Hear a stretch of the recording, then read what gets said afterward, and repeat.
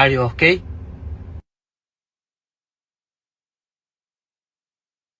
Podcast is intended for mature audiences. The views and opinions expressed are those of the panelists and do not reflect in any way those of the podcast partners, sponsors, or affiliates. Enjoy. Hi, this is Michael Buffer, and you're listening to the Voice of the People. Let's get ready for Boxing Voice.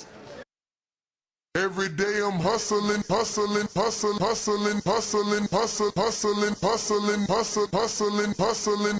Every day I'm hustling, every day I'm hustling, every day I'm hustling, every day I'm hustling, every day I'm hustling, every day I'm hustling, every day I'm hustling, every day I'm hustling, every day I'm hustling.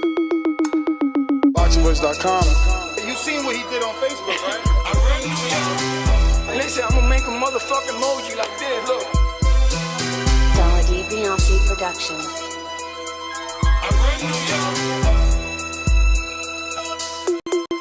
BoxingVoice.com. All the guys want. I want what Mayweather got. I want what Mayweather got. You done bust your ass like Mayweather. It was born to fight.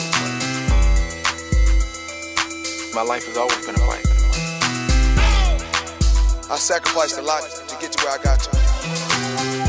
You don't think you're being overly critical to a guy that took a body shot and didn't go down? There's no pressure. That's just my style. My style is to dominate. I want to get the guy. I want to stop the guy. You know, my motto is man down. BoxingVoice.com. Why you mad? I'm not saying the man can't take body shots. Wait for motherfucking March. We're gonna take this shit to the limit. BoxingVoice.com. What up, what up? BoxingVoice.com.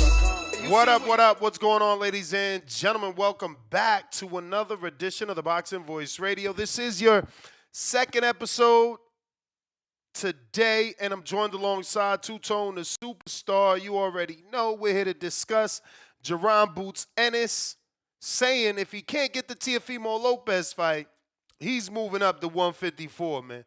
Kind of convenient, though, I tell you that, man. We had an offer. I know my friends over there in Grand Prairie, Texas, they had an offer for Jaron. He ain't want to move up back then. I wonder what's different now. What's changed now? I guess I shouldn't be gullible. I know what's changed. I shouldn't be gullible. He did get them belts, so in a way he feels like he's done what he needed to do, I guess. Yeah, but no. Oh, you still want him to fight everybody? You said what? You still want him to fight everybody, get the other two belts? Yeah, I want him to stay on legacy. He said he wanted to get the legacy. Now we got to wait for that Barrios Pacquiao winner and Brian Norman Jr. We ain't slithering out of that. We done went through too much drama, too much shows, too much bandwidth was wasted on the banter between Boots fans and Norman fans. We need that squabble. We need that, bro. I'm kind of with you. It's like, yo, this is a fight that we never really asked for. So it's right up Turkey Al-Sheikh way. Like, you know what I'm saying? It's like, okay, they not giving us what we asked for. So why would I get mad if I don't get it? Right. Where did this fight even come from? I know my man Punsh is pushing this Teo Boots fight. No. You don't get to do that. Teo knows what he got to do, and that's a squabble with Dev Dollars, Devin, and Dream Haney. That's what we need. That's what we want. Teo don't get to pick his fights no more. You in the corny racism corner of the world. Corny racist, you got to squabble who we want you to squabble. And Boots ain't never called this nigga name, ever. Ever in life. I mean, one time he said Boots' name, he said he wasn't interested in him, because Boots didn't bring really nothing to the table in terms of legacy, right? And he didn't take that fight. Remember, that fight was offered. Remember, it was Bob Arum offered that fight originally. He turned it down. They took the unification, rightfully so, I guess, but, like, it ain't like this fight wasn't already offered. This must be some matchmaking stuff right here, man. Where did Boots and Teo come from? I know they might have sparred in the amateurs or fought in the. Where did all of this come from? I'm confused. Teo daring to be great, trying to test himself. He couldn't get Crawford, so he figured, let me get Boots. Everybody else think he good, and he knows him from the amateurs, so he's trying to pop that balloon, so to speak. Nah, man. We want Devin Haney. We want Teo, Devin Haney. The man been ducking for some time. He been ducking for a minute. Devin Haney, he with the fight right now. Bill, Trill Bill, $1 million Bill Haney, $1 billion Bill Haney, New York Haney. He want to squabble. He want $1 billion Bill, $1 trillion Teo. Nah, he do want to fight though. Yeah, I don't know. I hear the fight is done, man. I don't know if all this is just keep their names high. I hear that the fight is done, man. I don't know. But between Devin and Teo? Yeah. Oh, Teo's shaking right. Teo was my guy too, but I just know he's scared of Devin. I hear the deal is done, but that's what I said the other day. Maybe there's still an offer out for Boots that he got to accept. And that's why Teo's like, oh, sign the terms. Maybe Teo got two options. Maybe Alex Sheik like, all right, Dev, you really want the fight, we're going to offer it to you, but only if, it's up to Teo to decide if he's going to take Boots or Devin. That's how I'm looking at it. I don't know, man. I like Boots. I want to see Boots Undisputed. I wouldn't mind a Boots Pacquiao fight. I wouldn't mind a Norman Pacquiao fight. I definitely want to see Norman Boots. I think that fight's destined. Boots' energy towards Norman is kind of iffy.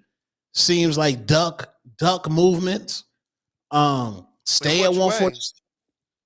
Cause he like after the last squabble, he was like, "Oh, would you fight me if somebody offered you $1 million?" No, Boots, use your words.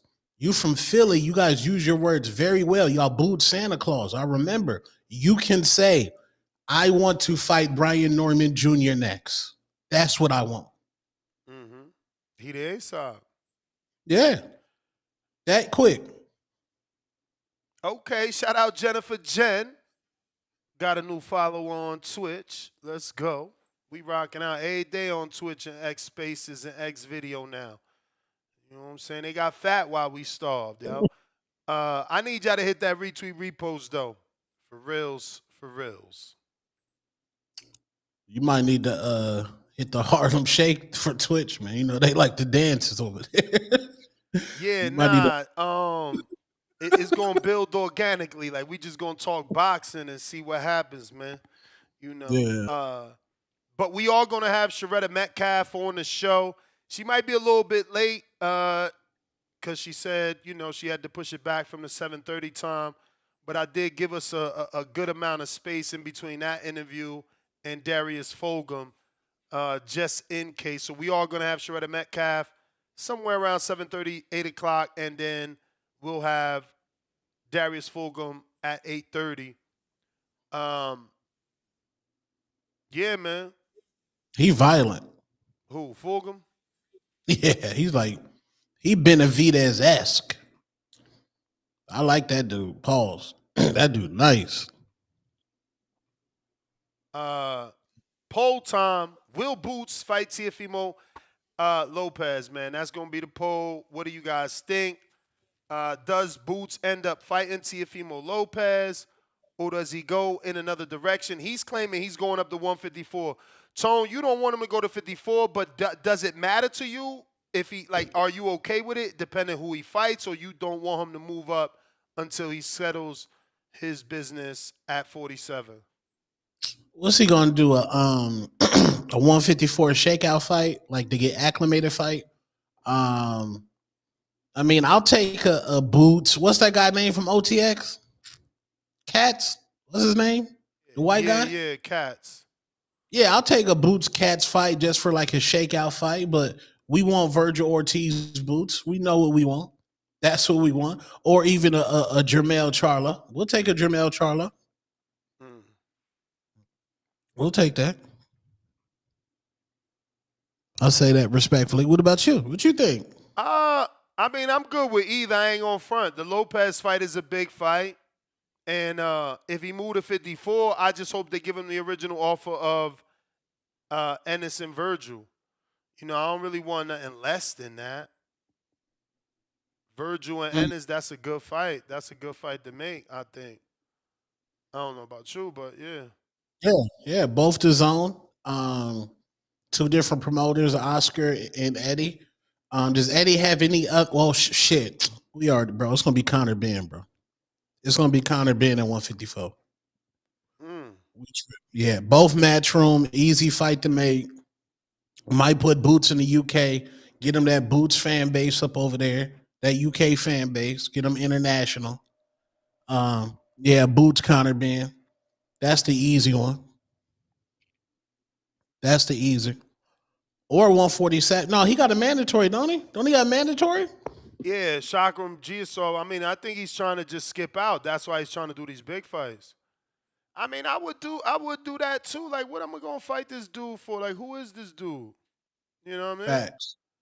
Nobody knows him. Ain't nobody clamoring for that fight.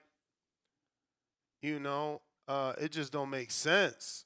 Honestly, they gotta do better. And you know, Boots, he says he don't get up for guys. Yeah. He's not. He needs somebody to get up for. Like, he got up for Stanionis because that was a unification fight. Like, this guy, he ain't gonna get up for that fight. We might get a horrible performance. And Stanny was talking greasy, you know. Stanny was talking that I'm not afraid of Boots and people be afraid of Boots. So I could see why Boots wanted to, you know what I mean, teach him a lesson. Yeah. Yeah. Yeah, if he don't want to fight that mid mandatory, 154 it is. Maybe somehow he could wait that out to see if Barrios beat Pacquiao. Then they get a unification fight because don't unifications trump mandatories? Supposed to, man. But we see that Boots still had to pay step aside money to Giasov. So I don't know how real these terms in boxing be, man. You know, they'll tell you shit Trump, but then you still paying $300,000 to a dude that you don't even want to fight. So I don't know. Fight Sports Talk. What up, though? Hey, can you guys hear me okay? Yep. Yeah, thank you for having me on, guys. Appreciate it. Just calling from New Zealand, and yeah, just started a channel last year, and I'm glad I was able to get on because you guys have been saying exactly what I've been thinking, which is I feel that Teo and Haney also, but specifically Teo because he's the guy calling for Boots. I think him fighting Boots is a waste of time. First of all, I don't think the fight is that close. I think Boots washes him. And it's just, for me, it feels kind of pointless because you have a perfect opportunity to have Teo and Haney fight each other. They're both on the same network. They just fought on the same card. They both won fights and they hate each other. So, and as for Boots moving up, I'm all for it, moving to 154 because that might be the most stacked division in the sport. And yeah, he's a great addition. But at the same time, Giasov's a good fight too. And I think the Giasov fight is tougher than the Stanionis fight. I think waiting for Barrios doesn't really make sense because Barrios, I think them pulling Pacquiao out of retirement just shows how serious they are about fighting the best. So yeah, I think Boots can do whatever he wants, but I don't really feel the need to. I understand a lot of people want to see Teo get beaten up, but I just don't feel the need to see him move up when they can do the Haney fight right now. So you're preferring Teo Haney right now? Yeah, man, because first of all, they hate each other and they just fought on the same card. And I mean, the Haneys, they keep talking about how confident they are they'll win. And for me, it just makes perfect sense because we missed out on that at lightweight because Teo messed up against Kambosos. So I think now's the right time to make the fight. Facts. I agree. I'm with you. I agree. So, What do you want to Yeah, see if Boots and- decides not to fight Teo and does move to 54? What would you want? Well, if he moves to 54, I think they should do the Virgil Ortiz fight because, I mean, Virgil's not fighting Murtazaliev. And I also heard an interview with Murtazaliev's promoter that he doesn't have anything planned right now. So maybe if they can secure a title shot against him, then sweet. I mean, Boots is going to be one of the best in the division. But the Virgil Ortiz fight makes sense too, because that's a somewhat of a rivalry. They're both excellent fighters, and I think they both got a chance to beat each other. So, yeah, if he moves up, I guess do that fight. But the 154 division is so stacked, you could match these guys up with anybody, and you can't go wrong. I hear you, champ. Well, Facts. if those are all your thoughts, we'll get to some other callers. We do appreciate you. Thank you, guys. Appreciate it. You got it. Salute. Fats, what up?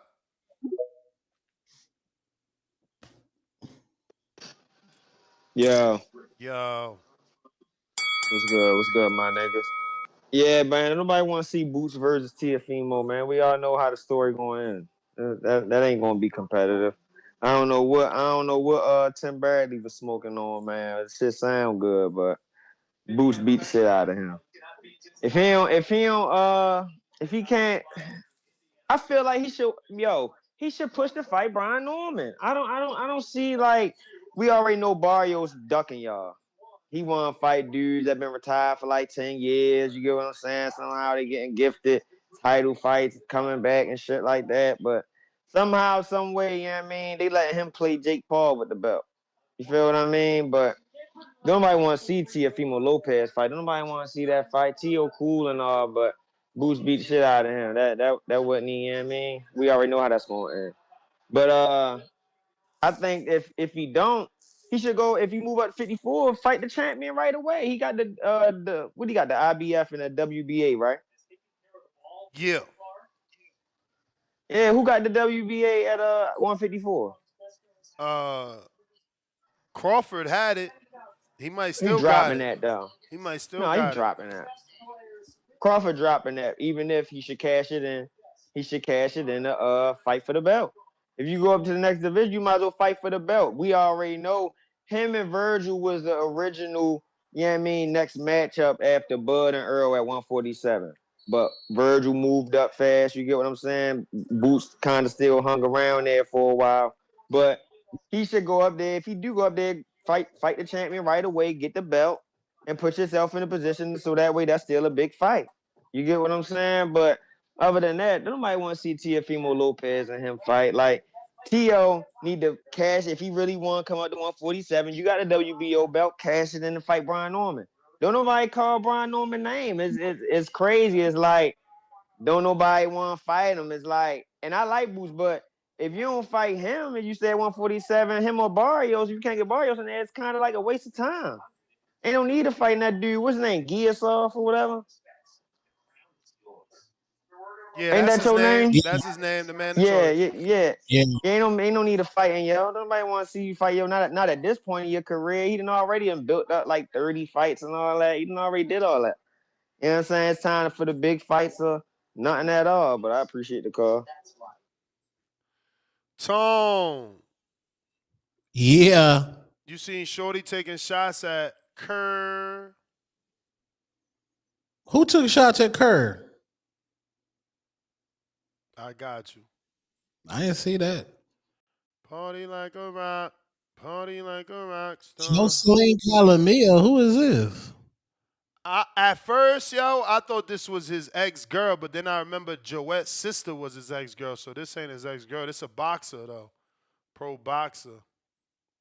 And his style of fighting to be a little bit boring. People pay to see, throwing punches and like want to see action. So I feel like, Shakur, he's a good boxer, but I don't know. I think he just needs to learn to, be able to throw more punches for sure. And I know, I know it's about to be a lot of y'all like, oh, she ugly as hell. Fuck that beef, this, that, and the third, because y'all want to get in your feelings and defend Shakur. So, you know, we just going to go to her page real quick so y'all know not to look stupid, because she far from ugly. You can't hit her with the ugly joke. You can't hit her with the ugly joke. You feel me? Like, I'm just making sure y'all know, so that y'all don't fall into that trap of like, oh, she ugly, fuck her anyway, yo. She probably can't even fight. Fuck her, she ugly. Nah.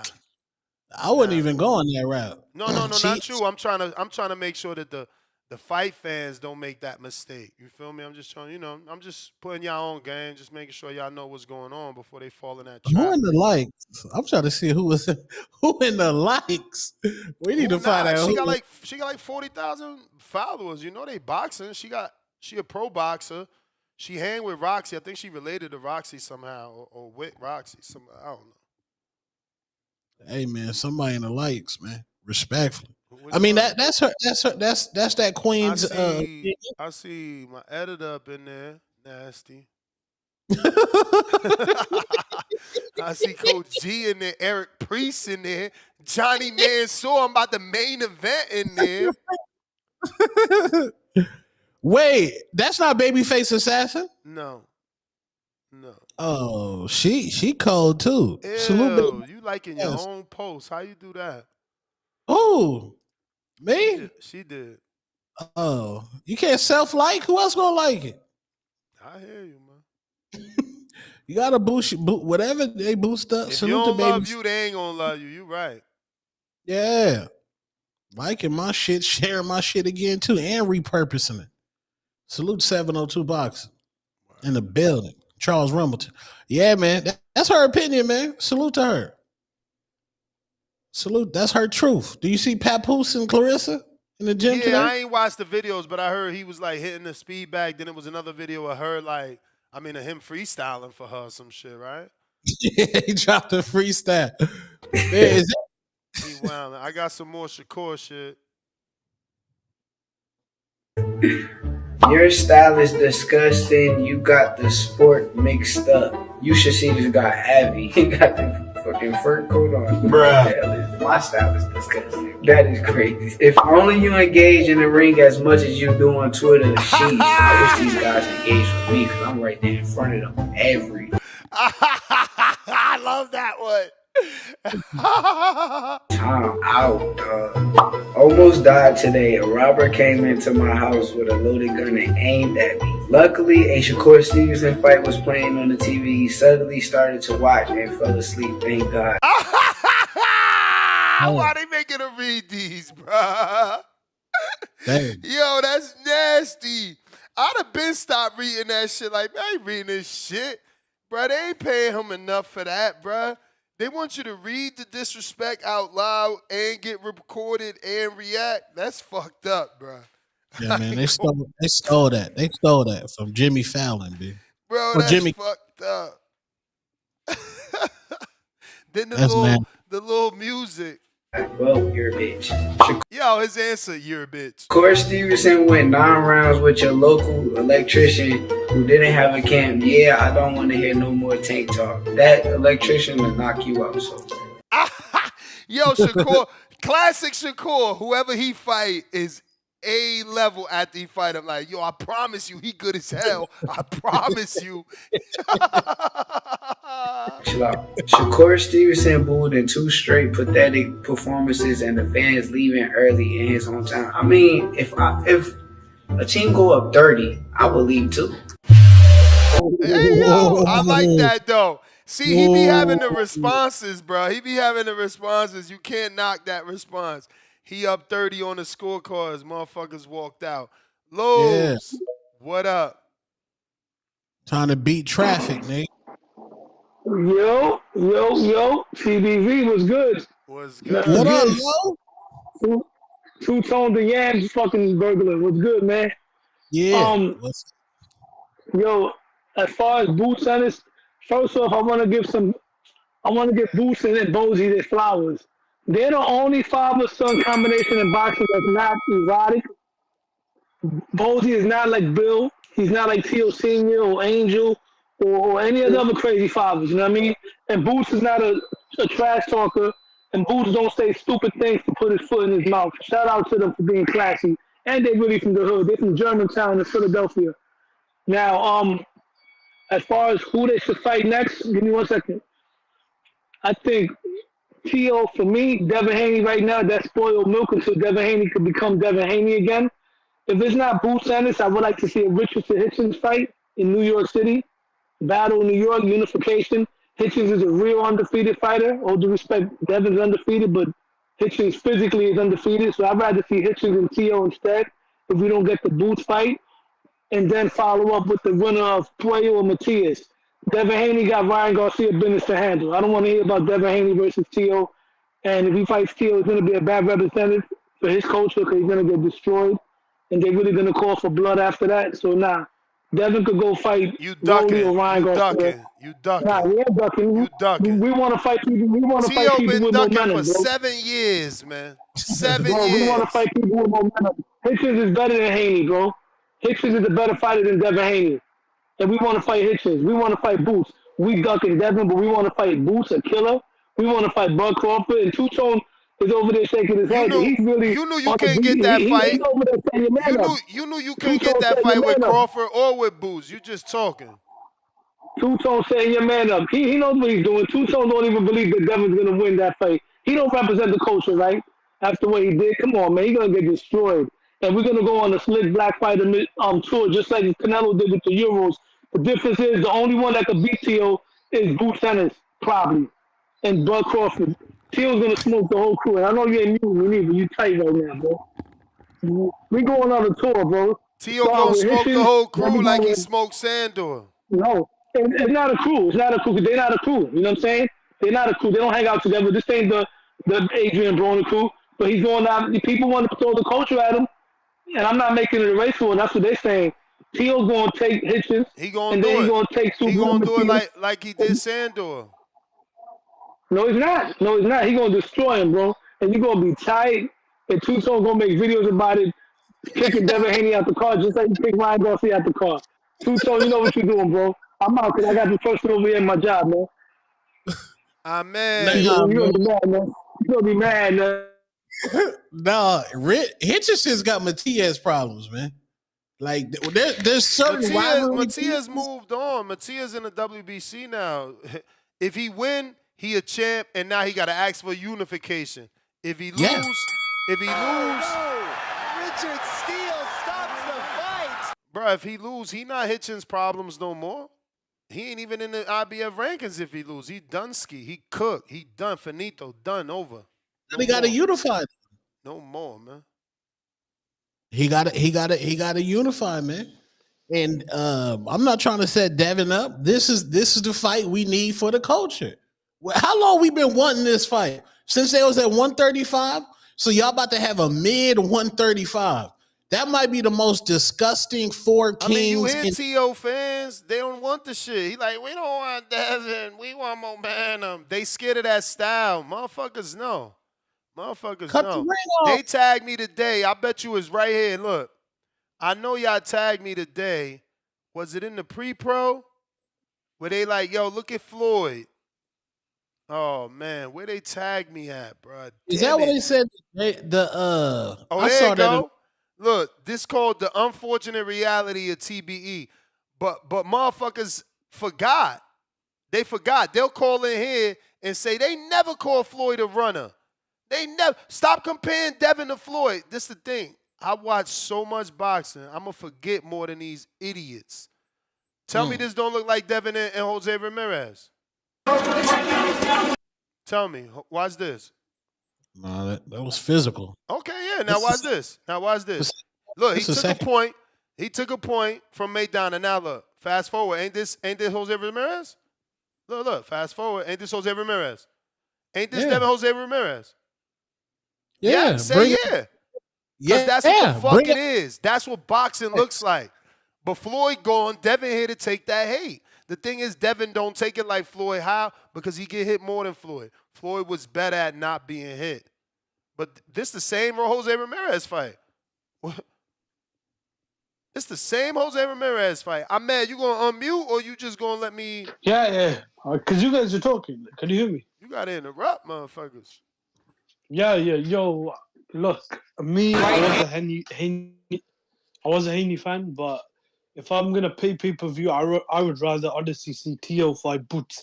Like people keep saying Boots is gonna murder him, but if Boots can't unify with Norman because he's fighting that Japanese guy or Barrios who's fight Pacquiao, I don't mind Boots fighting Teo for what reason?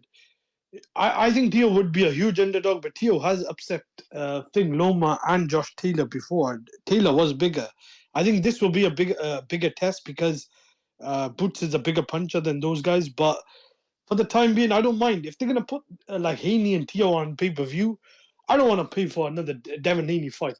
And I definitely don't want to pay for another Ryan or whatever, like those type of fighters. Like I would rather pay for Teo against Boots if that's the fight to make, because Boots wants to unify and he already passed up on the Vigil Ortiz fight. So I don't mind that fight for the time being. Do I think it's going to happen? I doubt it. I don't know. I really don't know what Teo is trying to do. I don't know if he's trying to get more money because he's been calling out Crawford for a long time and now he's on to Boots. To me, it seems like Teo has been trying to avoid Devin Haney and he doesn't want that fight because of stylistically, that's going to end up like either the Sandro Martin fight or the fight he had with Jermaine Ortiz.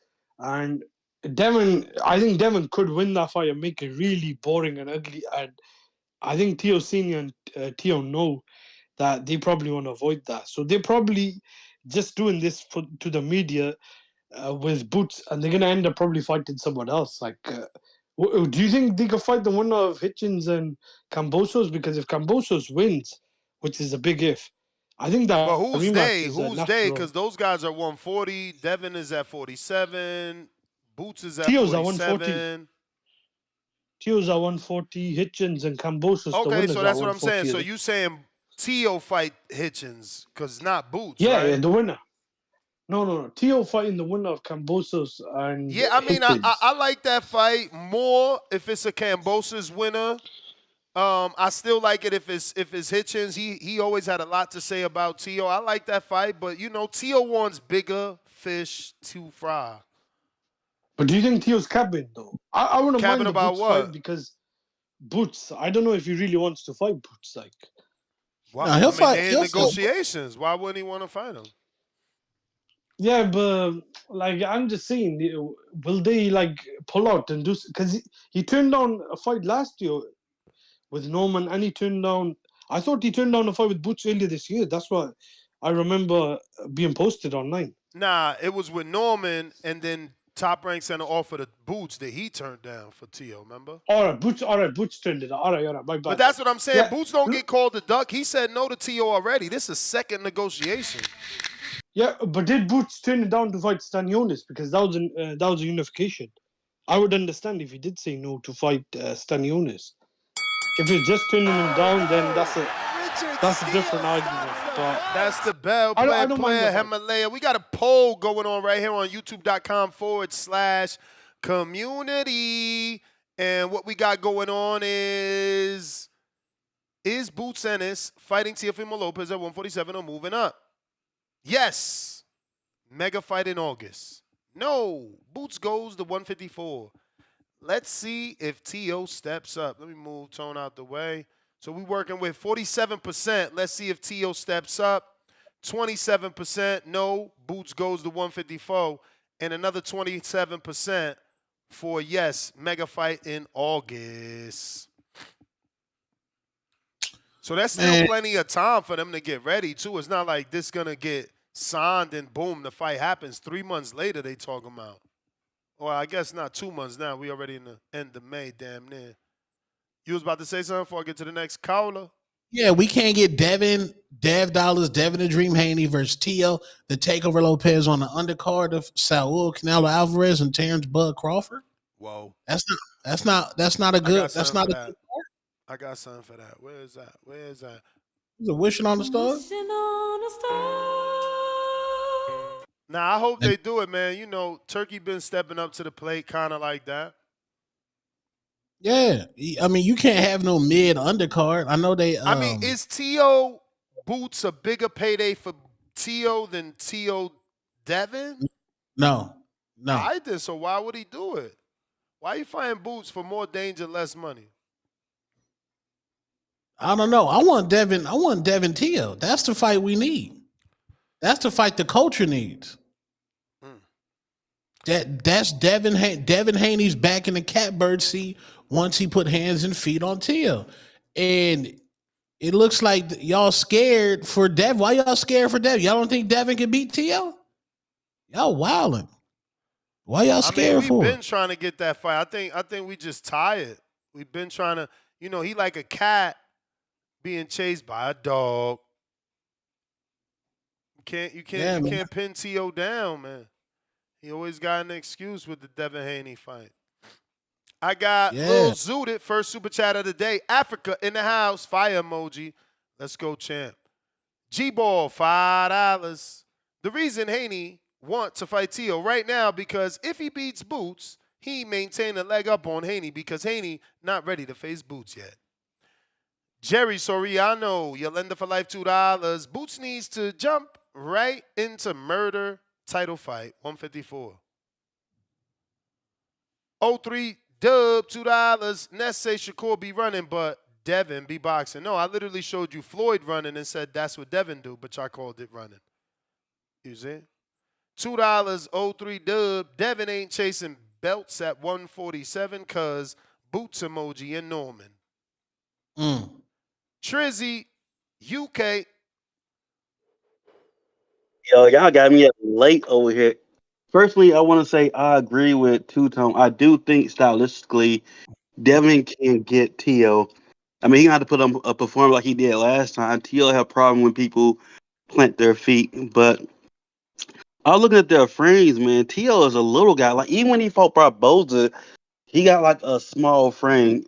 Is he hard to hit? Yes, but I think Boost can do it. To be honest, looking at the rankings, man, if I was Boost, I'm saying at 147. Like you got like you got max 3 years and you can like undispute, man. That's history right there. And that's something no one can take away from you. You know what I mean? Because I'm looking at 154 and Jesus Christ, that's like, I think, is there any other division that's like that deep with like people? Because you got Lubin, you got Xander Zayas, you got Conor Benn. Well, I don't think Conor Benn said he want to fight at 154, but you got Surrey Bolchuk. You got like a lot of talent at 154. Can you still hear me? Yeah. Yes, sir. Yeah, I just don't think it'd make no sense for him to move up at 154 and he the man at 147. If he can make the weight, stay at the weight because they got some killers at 147 and he be getting hit a little too clean sometimes. And I hate to see how he would take Bolchuk punch, you know what I mean? But his frame is comparable to 154 champions. Like Bolchuk, no, Bachram, excuse me, I don't know why I said Bolchuk, but Bachram, man, he's 5'11 with a 74-inch reach, right? And Ennis, he like 5'10 with a 74-inch reach. So his frame say I should be at 154, but if I can stay at 147 longer and get the belt, also he got to put up the ego too. You know what I mean? Like get the other champion a little bit more, right? And then come back to you because you can beat Barrios, you can beat Brian Norman. So just get him a little bit more to get what you want at the end. You know what I mean? Do y'all agree with that, or you don't agree? You think he should be like, "Hey, I'm the big dog at 147," or you think he should be like, "All right, here, I give you more, but I'm gonna get them belts at the end of the day." What do you think? I mean, it's tough to say I'm gonna give you more and get them belts because them belts can't feed your kids, man. Tank doing all right without all them belts. Yeah, cause I just don't know. 154, the division is just too deep right now. There's too much talent. So if I'm Boost, I'm staying like in my zone where I'm champion and I can possibly undispute. That's my call. I think Boots. Shit, he might want to skip 154 and go become undisputed at 160. Give us a classic. That's Give us smart. a classic. I mean, that's a good fight. If he like, I would keep the belts. Let WBA give Chakram an interim. Tell WBA, let me file a petition to fight Laura.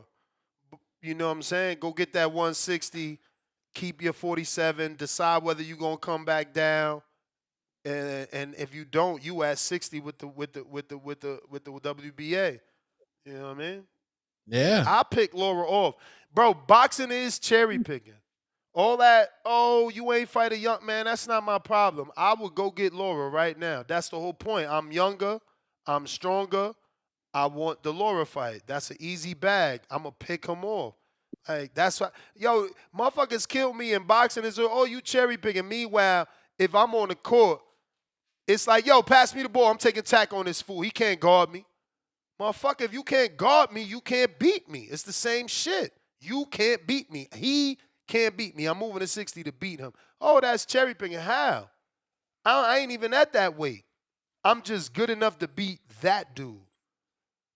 Man, Wait, and I'm still on the call or no? I didn't know you were still there. I was about to go. I done moved My on. bad. Go ahead.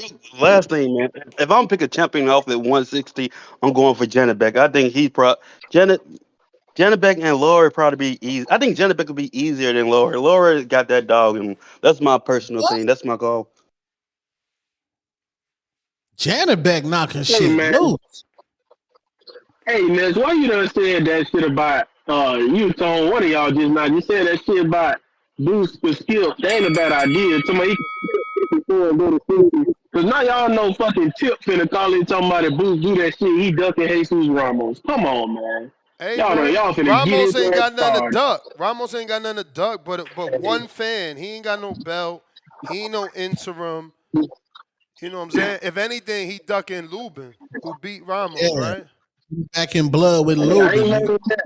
Hey, I got a couple of things, man. If I go over like True say, shout out True. So I still I got the deal, man. Hey, I ain't bringing no shit to your show, man. When you be hanging around Tone, you better fucking be careful, because Tone, your live earlier, Marco gonna hit your ass in the head with a fucking steel chair like this fucking throwback ECW. I just want to throw that shit out there, man. You keep your fucking distance from this motherfucking Tone got fucking Marco sounding like Scooby-Doo. So I don't care. So what? All that shit. That shit funny. Well, Marco hear that shit, Ness, hey, he gonna be cool with you, Ness, but he gonna fucking get Tone. And since we got Tone finally on the line, man. Tone done did a Marco impression. Hey, he got my man sounding like fucking Scooby-Doo talking about he was hating on y'all live or some shit. Somebody, he talking about live and Marco said, so what? I don't care. I said, man, come on, Tone. Y'all supposed to be catching that shit up, man. I said, he got this motherfucker sounding like fucking Scooby-Doo and shit, man. Come on, man. Hey, but, hey, since we got Tone on the line, Ness, hey, Tone, what the fuck happened to your burner account, Hot Hands Boxing? Hey, yo. Where that shit at, hey, yo, what happened? Hey, yo, what happened to that shit, man? No, fuck that. I'm with Ness. Where that goddamn Hot Hands Boxing? Hey, yo, them 2 YouTube premiums start adding up. Tone like, man, fuck this shit. I said that shit. The fuck happened? I said, hold on. Fuck happened to Hot Hands Boxing, man? And I'm like, and you know that motherfucker really Tone, because Tone ain't been on the show, and so magically appeared Hot Hands Boxing ain't been on the show no more either. So I said, yeah, that's how you know that shit for real. Yeah, Tone, hey, Tone, I got you. Go ahead and hit your own goddamn Law and Order music over there. Done got your ass now. Yeah. Now y'all investigation. Nah, that shit, for real. I had to make sure I said that. I forgot I meant to say that shit to you last night. See, you thought you could run it faster, but hey, Ness, yeah, you know how I feel about it. Nah, I don't want Teo to get in this fight, and I ain't mad at none of the options y'all done said. I ain't mad at. We got the normalized.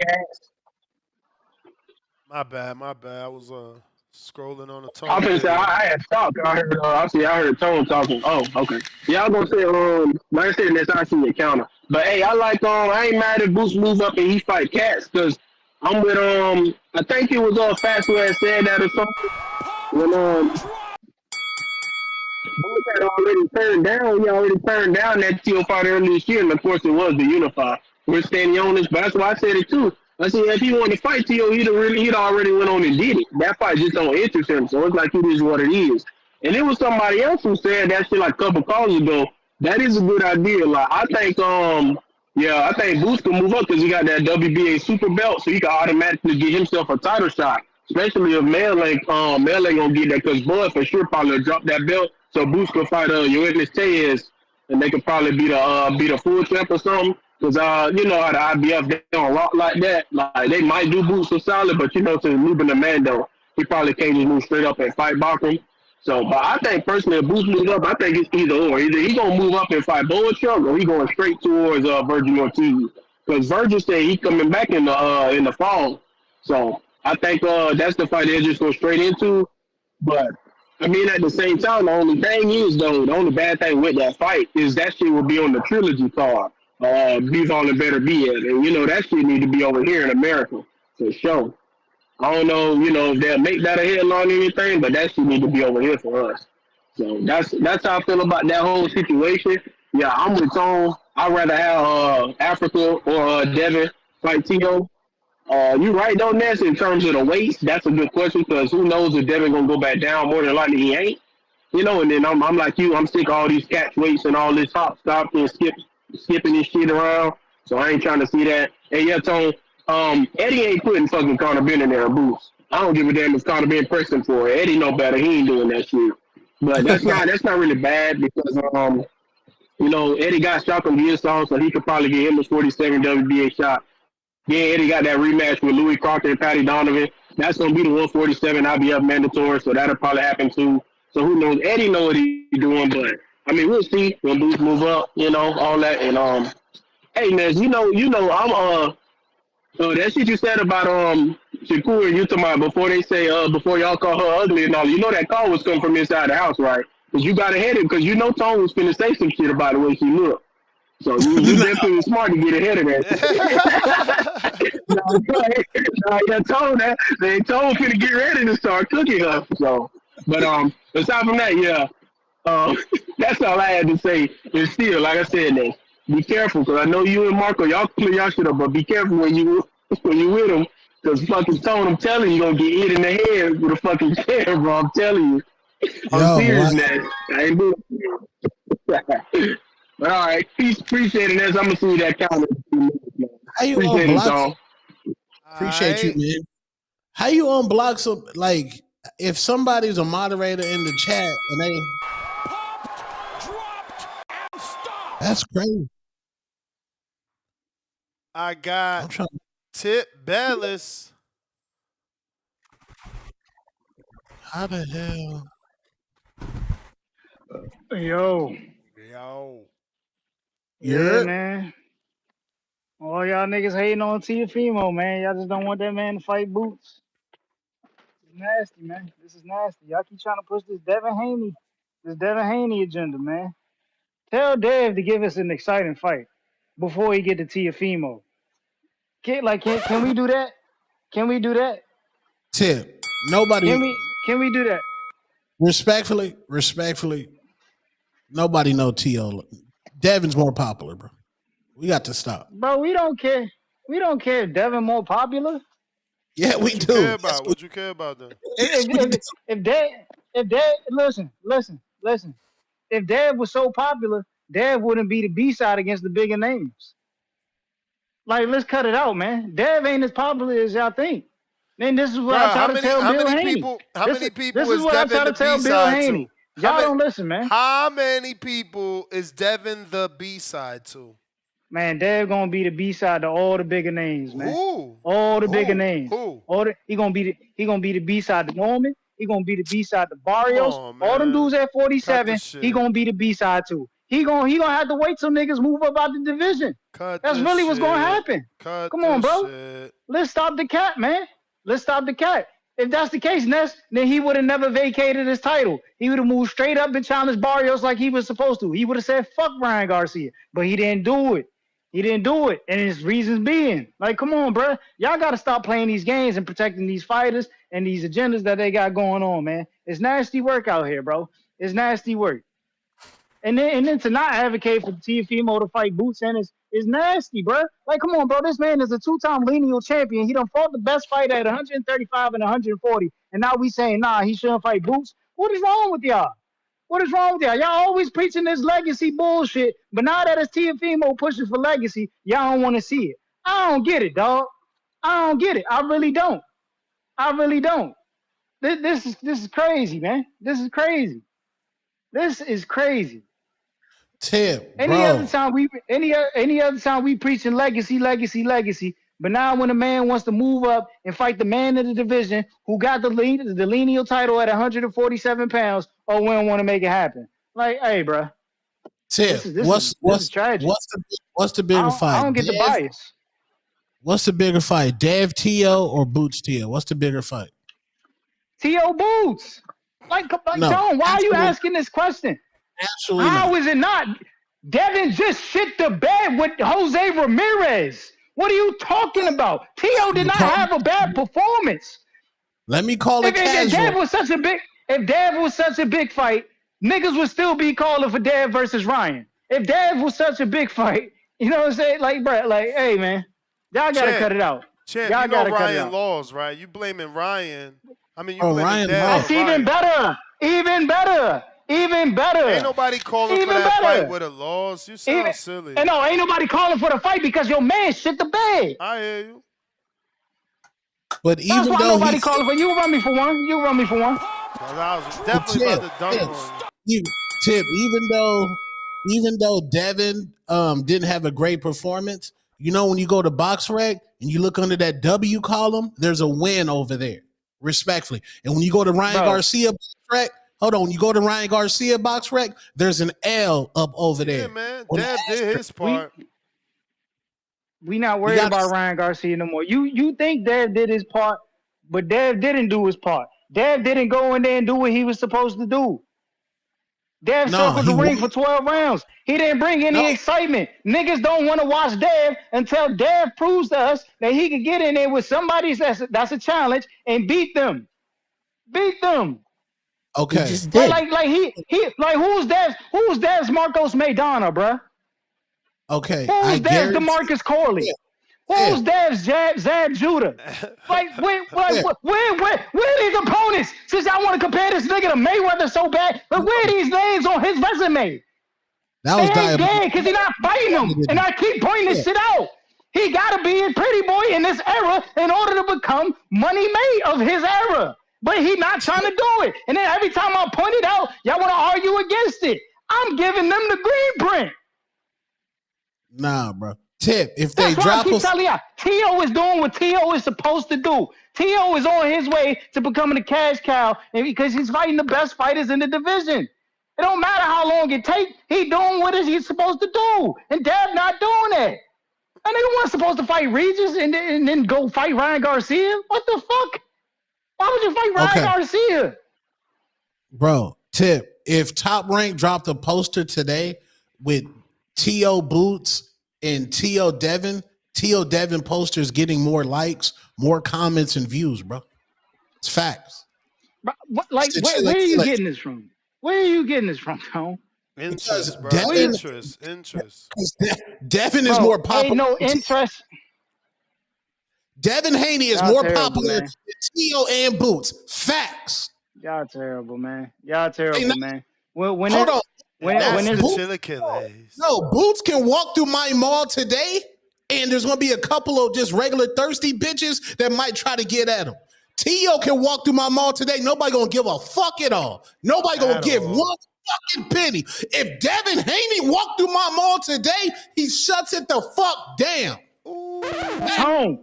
Tone, we just seen that nigga walking Miami Boulevard and only one fan approached that nigga. Stop lying to us, bro. He had a hoodie on. You made a video. You made a video about it, Tone. It was 6 You in the made a morning. video about it. It was You 6 made a in the video morning. about it. It was one night. It That was nigga 6. Tone made a video about it. It was 6 in the That nigga morning. made a video. It was one nigga It talking was Devin 6 Haney, morning. and It that's was all we 6 in the seen on that morning. boulevard. Gotta Stop the go. cap, man. Gotta go, man. Gotta go. Nobody It was 6 in the morning. They went for a coffee run. Know what I'm saying? Ain't nobody on Miami. Yeah, you Boulevard could get away at with that. time. He was incognito. Nobody is stopping Teo streets. Hoodie on. He had a hoodie on. Teo walking around, no spirit. When has TMZ tried to get an interview with Teo? Never. They're never going to do it. Boots, they're not going to do it, bro, unless Boots publicists say, yo, this is Jaron Boots Ennis. Then they'll go do it. Stop, bro. Why y'all hating on Devin's star power? You act like the nigga ain't get trolled for entire year by America. The world, my nigga. What are you talking about? You niggas is nigga. Y'all wild. Devin is a bigger star than Boots and Teo. Facts. He's bigger. Who up? Fact. Iron Mike. What up? Yo, what's going on? What's going on, guys? What's going on, gang? brother? Yo, I have to agree with Tip, man. I think you guys are wilding, calling for this Devin fight, and I think you guys haven't learned your lesson in terms of matching up these two good names, which ends up just getting a dud because there's so much expectations with the bigger names instead of looking for matchup. Guys, Steve Jobs once said, the consumer doesn't know what they want until they have it. It's about matchmaking. With Teofimo and Boots Ennis, you have two athletic guys that you don't really know. You're not going to know what to expect. There's going to be fireworks having two guys who are mega athletic and can actually just entertain and create a show. Plus, Teo has a track record of practically upsetting the bigger names, so you don't really know what's going to happen. You can have Boots actually become a megastar because of this fight. You know, a lot of the consumers, they don't really know. They just know names.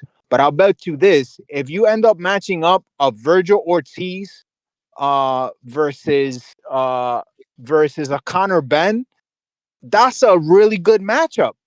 If you end up matching up pretty much Hitchins, which I know that you've mentioned regarding making Teo, that would be a boring fight. Make it with a Jermaine Ortiz or a Matias versus Pitbull. Those are the fights that you got to be making to actually make it entertaining for the fans, not just matching up names. That shit makes everything much more boring. You're creating duds with that. You know, if the NYC, this Fatal Fury NYC shit wasn't an example, I don't think the casual fans are never going to learn their lesson. It has nothing to do with names. Names helps in order to create the buzz, but as far as delivering, you need the right matchups to create entertainment, which that's what the sport is missing. But that's my call, guys. All right. Yeah. I mean, my man just want to see come forward fighters. He literally don't want no boxers. He said, yo, match up Virgil with Conor Benn. I mean, all I see is this. Which one of them do anything other than crash into each other? What are the fans concerned here? What do they think that Devin can't get the job done? What is the big thing between I mean, Devin from a stinker standpoint. From a stinker standpoint, they think, Devin is just gonna stink it up. No, because Tone is 100% right on this one, bro. Devin is way more famous than Jaron Boots Ennis. And Devin's been all over the world and sold everywhere, all the way up from Las Vegas. But that's their argument that popularity doesn't translate to good fights. To good fights. So, man, I think Devin will be real confident going against an old buddy like Teo. I think he'll be confident. But niggas wanted Lamont. But niggas wanted Tank versus Hector Garcia. Stop, man. Ness, check your text, man. Show these people that Devin is crushing these niggas, man. Crushing these niggas. Stop. It's not even close, man. Nigga got more following than both them niggas put together. Stop. Y'all got to stop, bro. Niggas getting cooked, man. But what's your response to this don't translate to, good fights? Victory? It's a rivalry, bro. This is a rivalry. These niggas was on the zone together back when Teo wasn't corny. He was corny back then because he was letting the nigga fly. He been corny. But I'm saying, this is a squabble we need. The two dads, Devin versus Teo. Y'all wildin', man. Y'all crazy, man. Y'all act like Teo ain't got faster feet than Ramirez. I got Benz.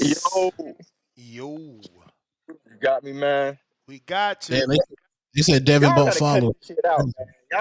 Y'all, bro, I don't know what y'all boys be thinking because y'all got a lot of shit messed up. Let me start off with bro, when it comes to Jaron Boots Ennis, bro. See, I was gonna go another route. I was gonna say Jaron Boots Ennis versus, Spence would be a shake 'em up fight for 154 to get my boy his check. I was gonna go that route. But after y'all kept talking, how many people did Devin Haney put in San Francisco for his homecoming fight? How many tickets were sold? 14 or 17, something like that. Definitely not 17. I ain't hear that. And how many for Boots was it? 14, right? Yeah. So we got to stop this, bro. You can't say he's maybe a bigger casual star, but when it comes to boxing and wanting to watch the fights, bro, Boots is up and coming. He's gonna be a bigger guy. Like you said, he can go to 160. What do you do in Vegas? I don't know where he can finish at, but bro, he's gonna be way bigger than Devin Haney, and he squabbles, bro. He fights, bro. From Philly. Did he headline in He's an Vegas? East Coast nigga. He's an East Coast. He's gonna be headlining soon. So he has that's on the one. same type personality as He Devin on one Haney. side of It's the country. they He laid on one back, side but of the country. he don't. Okay. He ain't got his bitch ass dad in his life trying to fuck it up. He yeah. should have never fought Ryan Garcia. Somebody said that. You're right. And guess what? You tried to say we didn't want the You sound a little Garcia. bit weird. You called the man a bitch ass dad because he's in his life. No, he messing it up. His boxing career. Bro, he should never fought Ryan Garcia, bro. How he messing As up a his father, career? Bro, as a father, Oh, you my know, Lord. and then all that stuff that happened up until that, bro. If you over someone, bro, and you know stuff is getting shaky, bro, you can't throw your fucking son in there. And then you don't even stop the fight. When you know Ryan Garcia was like geeked up. He was geeked up, bro. Like, come on, man. Like, this shit is crazy. But yeah, bro. Devin Haney doesn't have it, bro. He's not a good counterpuncher. Devin Haney did 13,726 paid tickets with 682 comp tickets in San Francisco. Yeah, that's before he started. That's before he started getting exposed. Huh? He only got one loss. He got exposed the back half of the Lomachenko fight. Like, that was the exposure when he know he couldn't go the distance with someone that could be San Francisco fight was after the down. Man, pack this nigga up, man. What's this nigga talking about? Yeah, that was. I know, bro. I know exactly who he fought down there. Why would you think I mentioned that shit? Are you stupid? You don't think I know the timeline and I mentioned it? You don't think I know when he was in San Francisco, bro? You don't really think? Did you say, nigga? He fought a bum. Shit, man, come on, bro. A two-time champ is a bum. Hey, champ. I'm gone. Y'all know he's not. Champ, just know that there's plenty of evidence. They cover all this shit up, bro. He's not on that elite level, bro. These younger niggas keep playing better nowadays on they. Just know there's plenty of evidence that shows that Tank never wanted to fight Regis. He literally signed to the PBC, then went on Twitter crying at the PBC that they signed him to keep him away from Tank. The dude you call a bum, the two-time champ. This is why it's so hard to do this with these dudes. Niggas ain't never fought a day in their life calling two-time champs bums just because they can't keep their emotions in check. That's nasty. You a whole fan of a grown-ass man, so you disrespecting other people. That's crazy, bro. You got to do better. Ricardo, what up? Hey, saludos, people. Hey, man. Just touching on the topic and what's going on around it. I'm in and out, so in terms of keeping up to date on all the bullshit going on between the teams, because I know there's always politics and why fights can't get made and why certain fights are getting made. I think when it comes to Teo and Devin, I would like to see. I'm all about Undisputed, right? I'm classic, old school, Undisputed. Try to unify belts. For me, that's the whole point of the sport. I would like to see somebody clean up a division if possible. If they can't do that, then you move up. Okay, I'll leave it at that.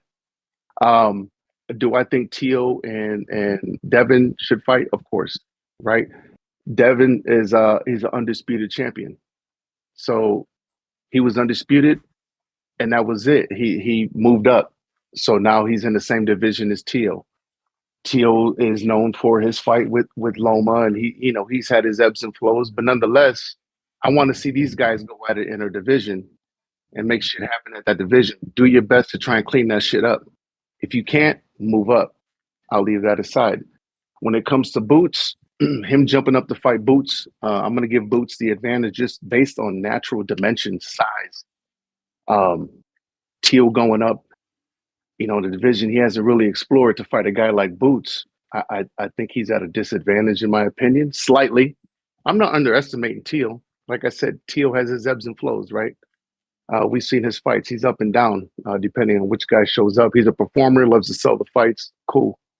Would I watch it? Of course. I think it's a fight that we would all watch. I would give the edge to Boots. I'm not going to sleep on Teo. When it comes to Boots, in my opinion, his frame, his size, he's not going to, somebody said earlier, he'll be around to about 3. They would like to see him hang around 147 to unify for like 3 years or something like that. That's not going to happen, man. That guy, his size, his dimensions, his skill, he's going to eventually go up. There's money at 154. I see Boots ending up at 154 shortly. There's too much money up there. There's a lot of competition. You got Fundora, you got Zoo up there. You got Virgil Ortiz. I see him making his way that way. This will be a money fight and a defense. So it's not a bullshit fight. It's a defense in his part against somebody coming up who's also a champion in a lower division. So to me, I like it. Not a bad deal. So that's where I stand when it comes to Teo and Boots. Now, how do I see that fight going? Teo's a good counterpuncher. When the Teo that has his mind right and he's doing what he's supposed to, he's a good counterpuncher. He does carry some pop. I don't know if he'll carry it to 147. And with the game net and the ring IQ and the dimensions that Boots has, I see Teo having a tough time. So that's a rough ride. So that's where I see that. That's the bell, player. All right, buddy. Saludos. All right, likewise. We got a couple super chats we're gonna catch up on. Looks like the Civic 215, $5. Dev, Teo, Barrios, and Norman Jr. Giasov finish out at 147. 3 more fights, then move up. Cement your legacy at 147. And those names trump any at 54. I don't know about that. Fundora, Virgil, those big names. Mo Brains, $2. The Haney that beat Loma can't beat Teo. Hashtag fake fans. The Civic back with another 10. Ness, Tone. What do you think will be the more exciting version of Boots? 147 with 8-ounce gloves and no rehydration clause like versus Stanionis, or 154 10-ounce gloves, Boots? I say clean out 147. Then, I don't know what the hell that's supposed to be. Maybe challenge, abbreviation, I don't know. I think 160 Boots is lit. Damn, you want him to skip? Yeah, I want to see. You want him to do we a need Corona? some. Yeah, we need somebody to like. We need somebody like. We need somebody black to dominate 160, man. Hagler style.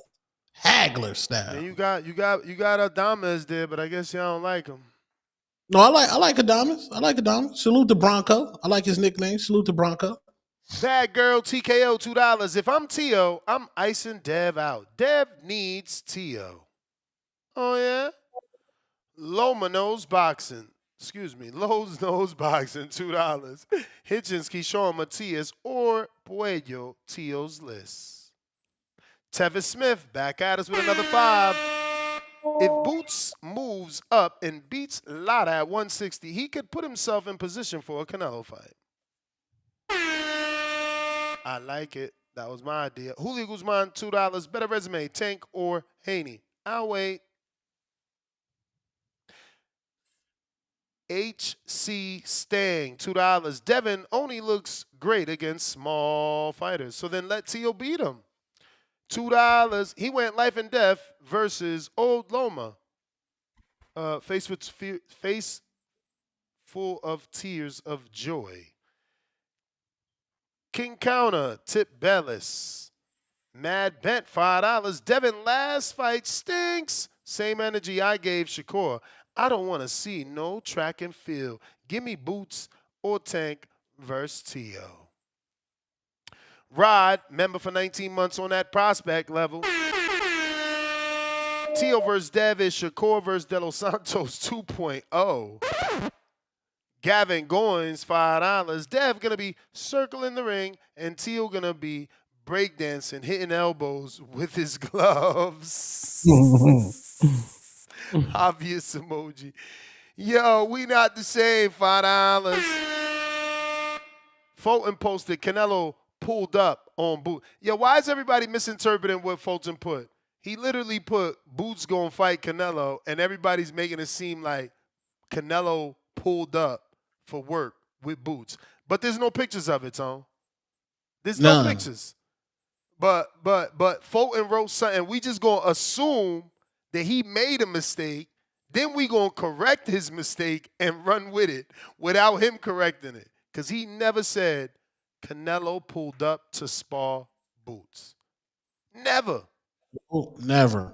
Shit is nasty how this internet is. It's crazy, bro. DJ Rick or Remix Martinez, $2. Before the news, Boots versus Teo. Suddenly, Haney wants Teo. Haney been one Teo. And y'all got to put respect on Bill Haney's name. Him associating Devin with Floyd is marketing genius. How else is he going to keep his son's name out there popping by name association with Floyd Mayweather? Like, all the hip hop sites picked that shit up. Yeah, all marketing of them picked up that Dev did more than Floyd by 26. They all ran with that. Marketing 101, just marketing genius. Yes.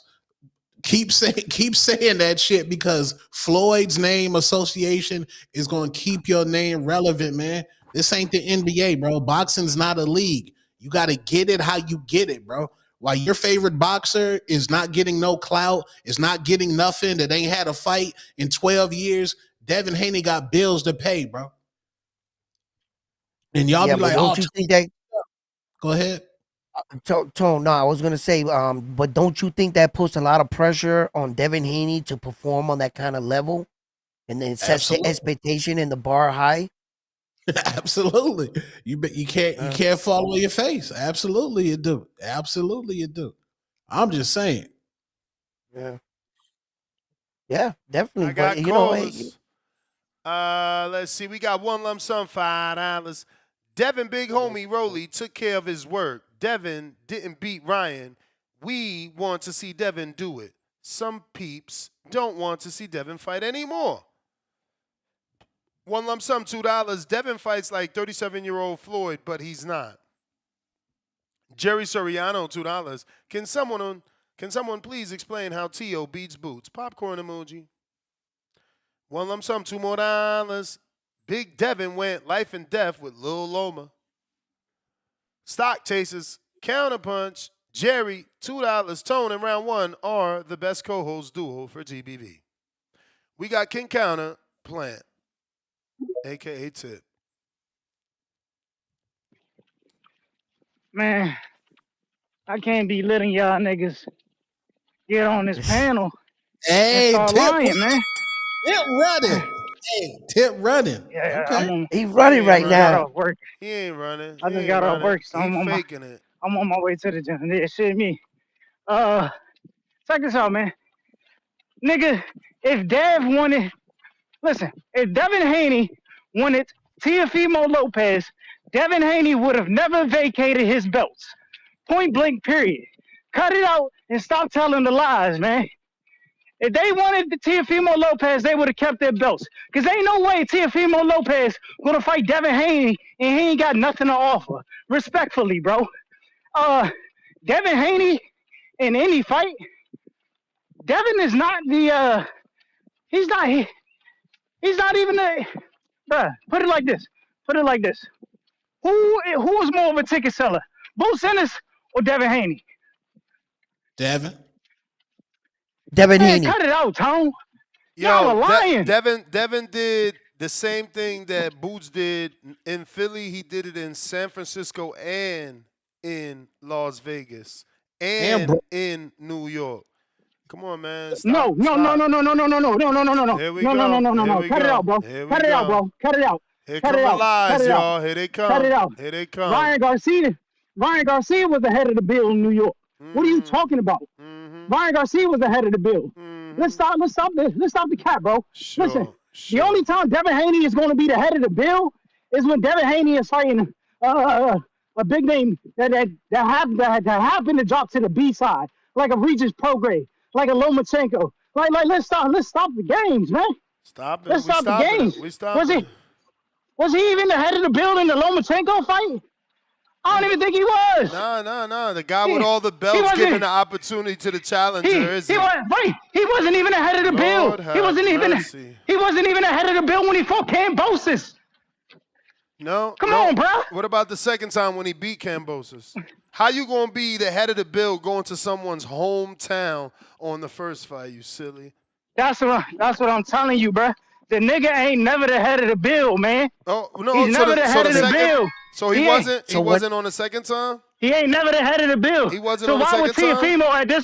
Why would Teofimo at this point, who's more accomplished, damn near more accomplished than Devin Haney, being two-time lineal? I gotta let you go. You know what I'm saying? That's Darius Fulghum. Keep running, though, man. Tip, Keep running. You be bugging Tip sometimes, Tip, man. Come on, man. I'm gonna drop you down while I get this guest on, but you still there. You know that. Darius, what it do? What's going on, brother? How's everything with you? All good. How are you? Man, I'm blessed, bro. Blessed. Thank you for joining us. Sorry about that. Thank you for joining us, man. So you got this big fight, man. I'm excited for you. Back to Bully. They made you a good fight here, man. Yeah, this one we've been waiting on for real for a little while now, so I'm glad we finally got it. Man, I'm sure your trainer was excited. He believes in you, you know, probably more than yourself. What do you think? That's my guy, man. We done been through a lot, you know, and he didn't see me, you know, develop and grow in the gym. He know what I'm capable of, and so, like I said, I made 30. It's just time to show the world what we got. So how'd this fight actually come about? Because it's pretty shocking for us fight fans, obviously, it being a, you know, hometown fight. We just didn't think that they were going to put you guys against each other. With 68 being such a popular division, each of you could have kind of went in your separate way for a title shot. Well, I mean, it's a good spot now because it's for a WBA, you know, title eliminator. So realistically, this fight is just really showing who Golden Boy really going to push for the big mega fights. So you're right, we could have both went our own ways, but pretty sure even for Golden Boy, they want to know who they really going to put their finances, put their weight behind, and this would be the fight to really showcase that. So how many times have you watched that Rosado fight?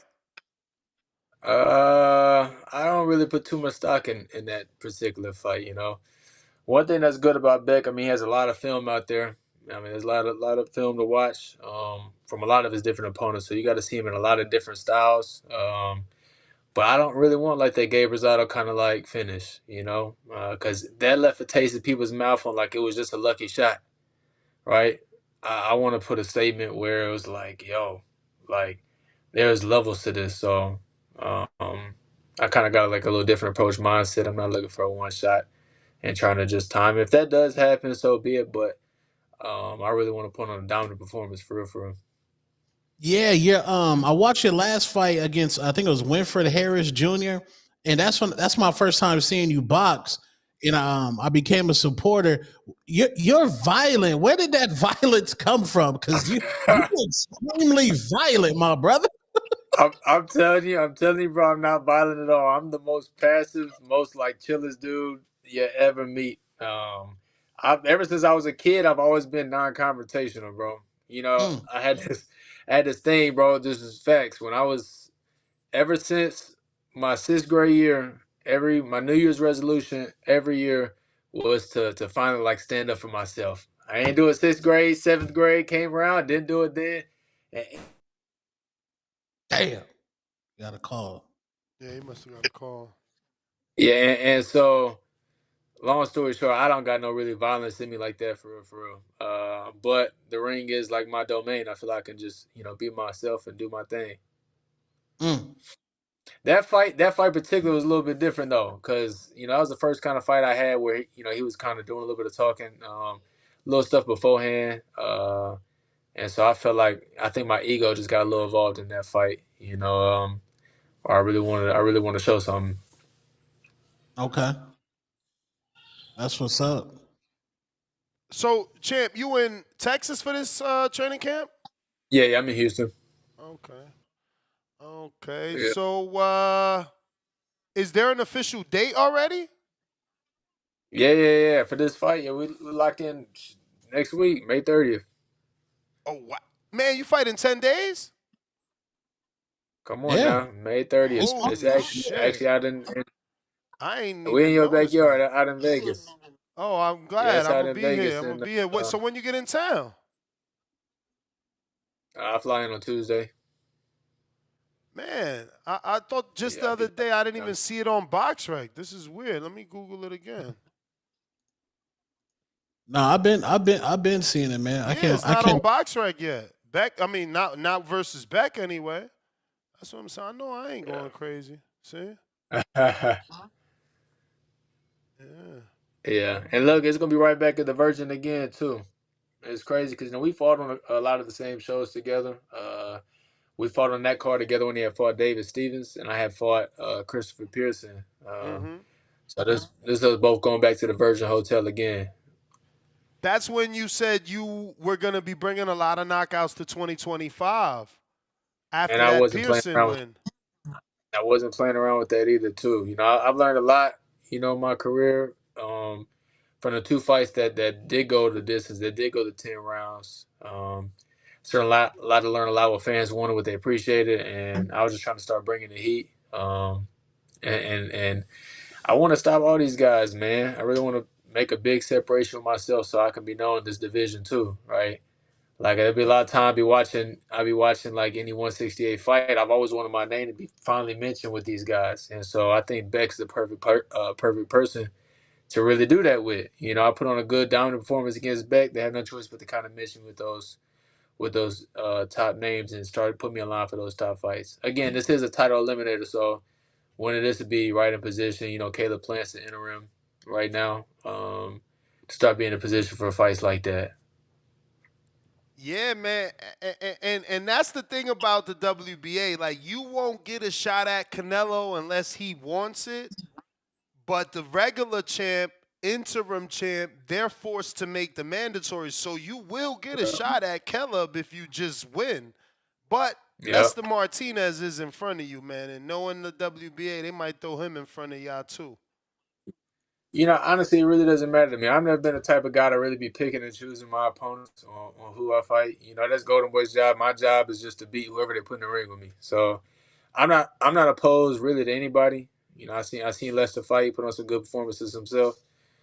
So whoever is the next is fine with me. But regardless of that, I got to beat Beck first, May 30th, before any of those names get mixed in the conversation. So yeah, no, that's a little stacked WBA rankings. Canelo the champ, Plant the interim, M. Billy number 1, Martinez Lester number 2, Beck, who you fight in number 3, yourself at 4, Berlanga at 5, Pacheco at 6. That thing is top heavy. Yeah. Bro, great. And the thing is, too, I'm just really excited to see the landscape of 168 is going to change a lot. You got a lot of 168s fighting right now or lined up to fight. You got the Pacheco and McCumbee fight, and Billy's supposed to be fighting, I think, Selecki around that time. Berlanga's fighting, Shiraz. Obviously, got the Plant, Charlo fighting on the 31st. Well, Plant's fighting Resendiz, then he wants to fight Charlo. Yeah. So the landscape of 168 will change a lot in the coming months, especially with these rankings. So I'm really curious to see how this all plays out. You think Crawford upsets Canelo and those belts get scattered? It's hard, man, because honestly, I don't really see their careers being much longer than that. Like I see that being, it could be the Well, pinnacle of that's their why I career, and mean they both scattered. Because if he win, I look at it like if Canelo win, I mean if Crawford wins, he's vacating. He's done. He's done, retiring. done, and all those belts was then open for grabs, and so Exactly. that's why this fight has a lot more significance. Because I've been saying this for the longest. I've been just trying to put myself in a position for when those belts do open up, that I'm in a position to go grab one of them. Because I just never seen Canelo lasting that long, right? For the time where I can develop myself and be a household name, I didn't see his career being that long. So I just know, okay, I need to position myself to be able to get in the right spot for when that does happen. They do open up, I can go grab him. And the thing is, again, 168 stacks. So not just looking at like a guy like Canelo. There's so many guys in that division that's worth fighting. So Yeah, that's real. What do you think about that fight, Bud Crawford versus Canelo? Does Bud have a legitimate chance to upset the apple cart? Does he have a legitimate chance? it's so tough, but I'm gonna say yes. I really do think he does, and I say this even just watching the Skull fight, right, and seeing how he fights against people that really have good foot movement and can move. Like I thought Caleb was doing great against Canelo, right until he got caught. I mean, he had a good chance of winning that fight too. And I think Crawford does have a wide tool set, so I think he does have a good chance of winning. Canelo can be pretty flat-footed and is a counterpuncher. So obviously the big difference in that fight really is the size, but like I said, I do think Crawford's got that dog in him. I think he got the boxing ability to win that fight. That's what's up. So the one thing I know that Beck does good is like he going to your body. That's what he's gonna do. He's going to the body on people so much that is it Joel Ortiz? But his trainer has to physically yell to go to the head. Is that something you could take advantage of, or is that an advantage to him? You know what's funny about that? One thing about Beck is I think Beck has to fight within this certain range. I think he has trouble really fighting on his back foot, being honest. And regardless if he throws body shots or not, if I can see it, I can stop it. And one thing I think I do, I trust my defense. Every fight I go into, I make sure that I truly believe in that. So I think regardless of what weapons that he has, I trust that I can be able to defend it. If he go to the body, I'm just stop that. If he try to mix it up and go to the head, I'm gonna stop that. So I got full faith in my defense for that. I'm not worried about too much of the body shots, right? I think Beck's just gonna have his hands full. So I just hope they train it how they supposed to for real. Now he's known as the bully, but you got the 85% knockout ratio. He got 67, but because of his style, they call him the bully. Do you feel you're the bigger puncher, and do you feel like we gonna notice that this weekend? I mean, in 10 days. I may not necessarily be the bigger puncher per se, but I do think I am the stronger person. And I think that's like a difference that a lot of people can fully understand unless they kind of really in the ring, right? That I do think I am just physically stronger than Beck. You know, I'm not gonna say as far as punching power goes, who's the best, right? Who's a harder puncher. Like I said, I think my style is more break him down. So I think my style is perfect. This being a 12-round fight for a fight like this. So I think I'm just be more physically stronger than Beck, and that's something for sure that I do want to showcase. Now, obviously, there's a natural order to things, but technically speaking, this is an eliminator to Canelo's belt. Obviously, there's going to be some red tape before you can get to that strap, but like you told Fightbook MMA that you were going to make a big splash if you spark Beck out. So by splash, did you mean the performance, or is there like a post-fight interview coming that you've been working on? I'll tell you for sure, I never thought of no post-fight interview because I got to win the fight first. By the splash, I mean I'm trying to put on a dominant performance. Okay. I never really want to be that guy to really speak too much on myself, right? I much rather let my actions do the talking, right? Never been much of a talker like that. I just think what you do in the ring speaks a lot louder than what anybody can say. So I really want to show the difference in this fight. They're looking at this as like a 50-50 fight, which makes this a perfect opportunity for me. Now, that's how the odds maker have it. It's 50-50. It's perfect opportunity for me to put on a statement that exceeds expectations.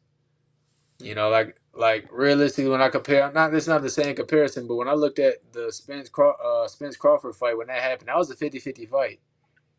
And when Crawford put on a performance like that, it elevated him so much more because it was beyond expectation. Nobody was expecting that.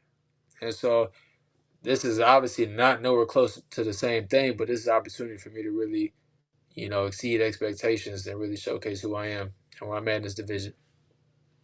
You know, Twitter is a stomping ground for boxing fans, and on there, it's kind of like a 50-50 fight. They feel that, Beck being a 2016 Olympian and 8 straight wins since his loss to Rosado, that he might be too much for you. Some people believe your power might be too much for Beck. Will you be looking for that left hook you caught Pearson with? And if you hit Beck with it, do you think you can stop him? I think so. I may not be just one left hook. I think it'd be just a combination of punches, which was the same with Pearson, which was the same with Harris, which is the same for a lot of my opponents. I don't think it's going to be a one-shot. Being honest, I don't think it's going to be a one-shot knockout. Like, you look at the Pearson fight, the second round, his corner was saying, hey, I don't want to see you getting punished like this. Same thing in the Winfrey fight. This is early in the fight. And so I want to make a statement where it's kind of the same thing. Like, corner trying to want to stop it, doctor want to stop it. The fans is like, this fight need to be stopped. That's the type of performance I really want to put on, honestly. And I think I got the capabilities to do something like that. So I don't think it's gonna be a one shot knockout for sure. It may not be a knockout at all. It could go to this. Beck's a tough guy. So I mean, regardless, it makes this matchup so exciting because who knows what the outcome's really gonna be for real. So I think that's what makes matchups like this so good because you got to just tune in and see. How do you feel about Golden Boy hyping him up as a quote-unquote powerhouse? They're just saying a lot of things, Golden Boy is, that sounds like they're in his favor. Quote-unquote, Melakuliev is a destroyer. So another one is Golden Boy says he's out to destroy on May 30th. Do you feel that they're pushing him over you? No, I don't think so at all. I mean, they're doing their job. I mean, that's what they're supposed to do. He signed with them as well. They've been doing the same posting me as much. But again, this is a fight where this will really showcase who they're gonna push more. I don't take none of that personal at all. I mean, they're doing their job, right? That's like me to take anything personal that an interviewer may say about me. They doing their job, right? And mine is just to win in the ring. So that's the only thing that I care about. Are you still a nurse by day? No, I'm not. I'm not full-time from full-time boxing. When did you give it up? I gave it up actually right before the Olympic trials. So I graduated 2019 from nursing school, and then Olympic trials was December 2019. So I won the Olympic trials. I was on Team USA, and so from that point on, then I was going for the Olympics. But then COVID got in the way of that, so I never got to really spend too much time as a nurse. After that point, then I was full-time in boxing. So did you get that cool Olympic stipend or what? You said cool Olympic. Oh, they weren't hitting you off? That's why you playing, man. Because I just watched the Clarissa movie. That movie made me cry, champ. I ain't even gonna front. Maybe I'm just too fucking old. I haven't actually even watched it yet. I cried. That's how I know you ain't watch it, Tone. You was out here capping. You ain't watched that movie. Nigga, that ain't make me cry. Nah, you ain't got no heart then, man. She was pawning her. She was about to pawn her medal, man. The fucking pawn shop called her mom like, yo, your daughter here about to pawn this shit to buy you, son. Get your ass over. Bro, that shit, I was balling, bro. I was balling. Bro, and then you ugly crying. What? Then she picked up the phone and she's like, yo, I'ma go back to the Olympics, but you got to give me 3,000 like the men. And you know what? You got to give all the girls more money. I said, let's go, Clarissa. I ain't know nothing about that shit for real, man. You need the movies, man. So right away, I'm watching her movie. She get a stipend. She say, like the men. I'm like, oh, you got that stipend? Not everybody was getting that much. You had to kind of negotiate. You got to be that. You got to be that Clarissa cloth then. Yeah. You got to be you got to be a guaranteed medalist. If you demanded for a stipend like that, you got to be guaranteed medalist. Yeah, no, she went out there with that second medal too, so she got that. Yeah, when you first get on the team, you're definitely not getting that. Those are definitely for the vets that've been on the team for a while. Yeah. So Darius, hold on. You was a nurse, my brother. Okay. Right. So in the hood, they say the female nurses, they be really cheating on the people. Is that true, man? What's up with my registered nurses, the females, man? They wild. I don't want necessarily be calling them out, man. Hey, people is people, though. What they do with their own life, man, that's on them. You know. I got a couple questions here from the people. Donald in Baton Rouge says, would you work with MVP or Top Rank? He must not know you with Golden Boy.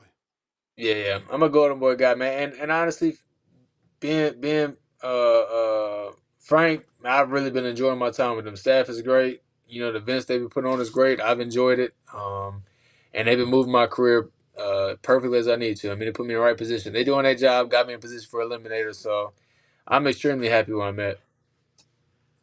I got Ali and Dago. What up, Darius? Who are your top 3 favorite fighters of all time? Excuse me. First one for sure, Andre Ward. I've loved the embodiment of his whole career. I wanted my career to be something similar like that. And then he was a 68 up to 75 pounder as well too. Olympic gold medalist. In his career undefeated, went off commentating. Speaks very well. I like how he carries himself. So if I had to say him, be number 1.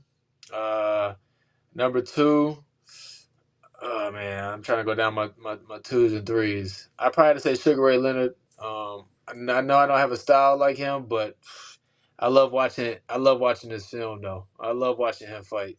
Man, that dude was quick, explosive, fast, was a showman. And then if I had to put number 3, if I really had to say a style of somebody that I actually kind of like to watch, would probably honestly be Shakur for him.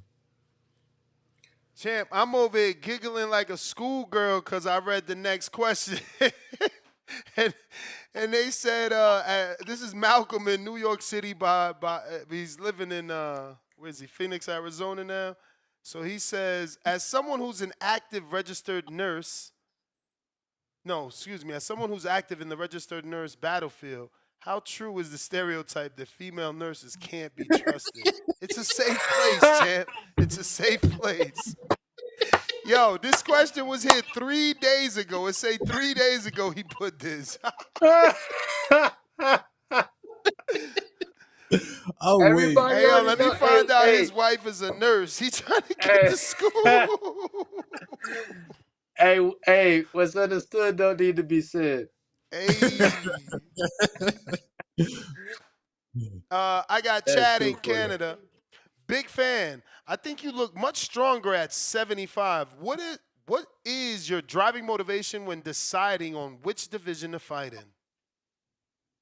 The competition. At that time, I was going to be at 175, but then 168, I felt like it was a more popular division at the time.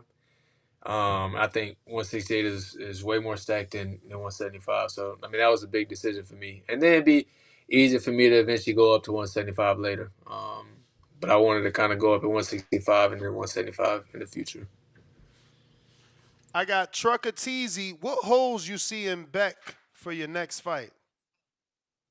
You know what's funny, bro? I don't know what I thought you was going to ask me. We were talking about nurses being hoes, and I thought... Hey, we talking about nurses being hoes, and then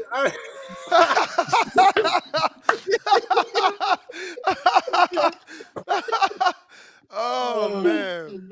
All right, my bad. Okay, what holes do I see in Beck? Not hoes you be seeing with Beck. I said, boy, them Uzbek women, bro. Sheesh. That's okay. So, what hoes do I see with Beck? I said this before. You know, he had a big Olympic background, but I do think his style is a little.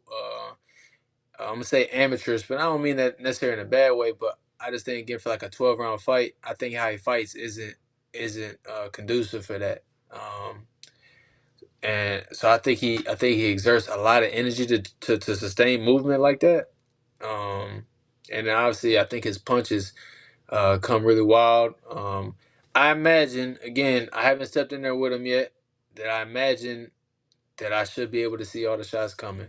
I mean, that's honestly what I think and believe. But who knows until I get in there. But the shots do seem like they come pretty telegraphed and wild. And then as far as his movement, I think he's just really limited. He don't really have a jab like that. Everything he comes is he's hooking. He's a hooker, and he has to come in from a certain range. So those are the main kind of holes I think I'm gonna try to take advantage of. AB 2 times from Colorado. Champ, what is your favorite workout to do in boxing? Bag work, mitts, sparring, etc. I'd probably say sparring for sure. I think the reason why I say sparring is I think it's honestly the closest you can get to actually preparing for a fight. And a lot of people really don't necessarily know how to do sparring, honestly, right? Like everybody wants to try to kill somebody in sparring, but you recognize even a light sparring, tech sparring is the most beneficial to actually learning something, right? Where you can kind of slow everything down.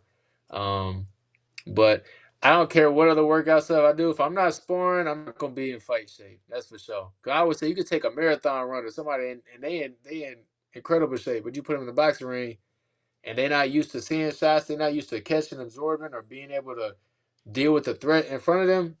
They're gonna gas out quick. Yep. So that's sparring for sure. I definitely agree, man. Nothing simulates a fight like a fight. It don't matter. You know, they'll tell you to run. They'll tell you to do sprints. It just ain't the same because you can't factor in the mental aspect of someone coming at you trying to take that head off. Man, you can't unless you're in there handling, dealing with it. You got to kind of be in the fire. El Consejero, Darius, appreciate your time. El Consejero from Washington State. How do you take care of your mental health, especially before a fight? Man, it's crazy. I said I'm reading this book right now, and this book has been helping me. It's called A New Earth. I mean, that's the book that I usually kind of read sometime before a lot of my fights. But that kind of puts me at peace with a lot of stuff. It kind of helps my me kind of manage and deal with my ego, right? I mean, that's ultimately what the book is about. So I always recommend that book to a lot of people. It's helped me out, not just in boxing, but really just in life. The whole essence of the book really is just being at peace with everything, right? Being present in the moment. And ultimately for boxing, I think that's the most important thing that we can really train and work on to do is being present in the moment. I don't think a lot of people really understand how like sidetracked our mind can be. You got somebody that's like trying to take your head off, but we're over here thinking about some other stuff going on. Like I always say, what happens outside the ring is going to showcase itself in the ring if you let it. And that's one thing with our mind we all are in control of. So that's a lot of my big mental training for is through these books. Quest in Virginia, what up, champ? Blind rank these boxers one at a time, name by name. First name, Earl Spence, 1 through 5. Damn, they're all in the same weight class. All right, I'm gonna go 4. Tyson Fury. Okay, that's fine. I'm gonna go 2. Virgil Ortiz. I'll go 3. Teofimo Lopez. I'll go 5. Tank Davis, you did it, champ. You did it. That's actually a pretty solid list. It is. You did it. I got G in Brooklyn. Out of 100%, what percentage would you say boxing is mentally versus physically? Good question. Man, that one's always tough. I had a conversation with somebody about this, about how they honestly really equal, but the whole motto I go is with DFG, that's for greatness, but all that really is just a mindset thing, right? I think it's so important how much that you believe in yourself, that you do have self confidence, because the more that you believe in yourself, the more you gonna actually succeed and do, right? Like the second you start having these doubts creep in, you start hesitating, you start freezing up, you start doubting yourself. Now you don't know what you want to do. My whole mindset going to every fight is I want to strip away somebody's confidence. And the second you start doing that, if I can get somebody to start to not believe that they have a chance at winning, the easier it is for me. Like I always say, a confident fighter is a dangerous fighter. Physicality play a little bit of a factor, but everything that we do in the gym is honestly mental. You know, all the hard work that we put in, the miles, the sparring, the road work, the bags, all that is really just prepping us mentally. Like, oh, I trained for this. I'm ready for this. I busted my ass. I'm ready to fight. I think that's more mental than physical. Like that mentally puts me in a good place, knowing I put the work in, getting ready for a fight, than it does, I think, physically. All right. We got Treese in Toledo, Ohio that says, are you aware of Olesis Iglesia? I think you two would make a good fight. Yeah. I've seen a couple of his fights. I can't say I'm like overly too familiar with. I know he's a tall Cuban, like southpaw.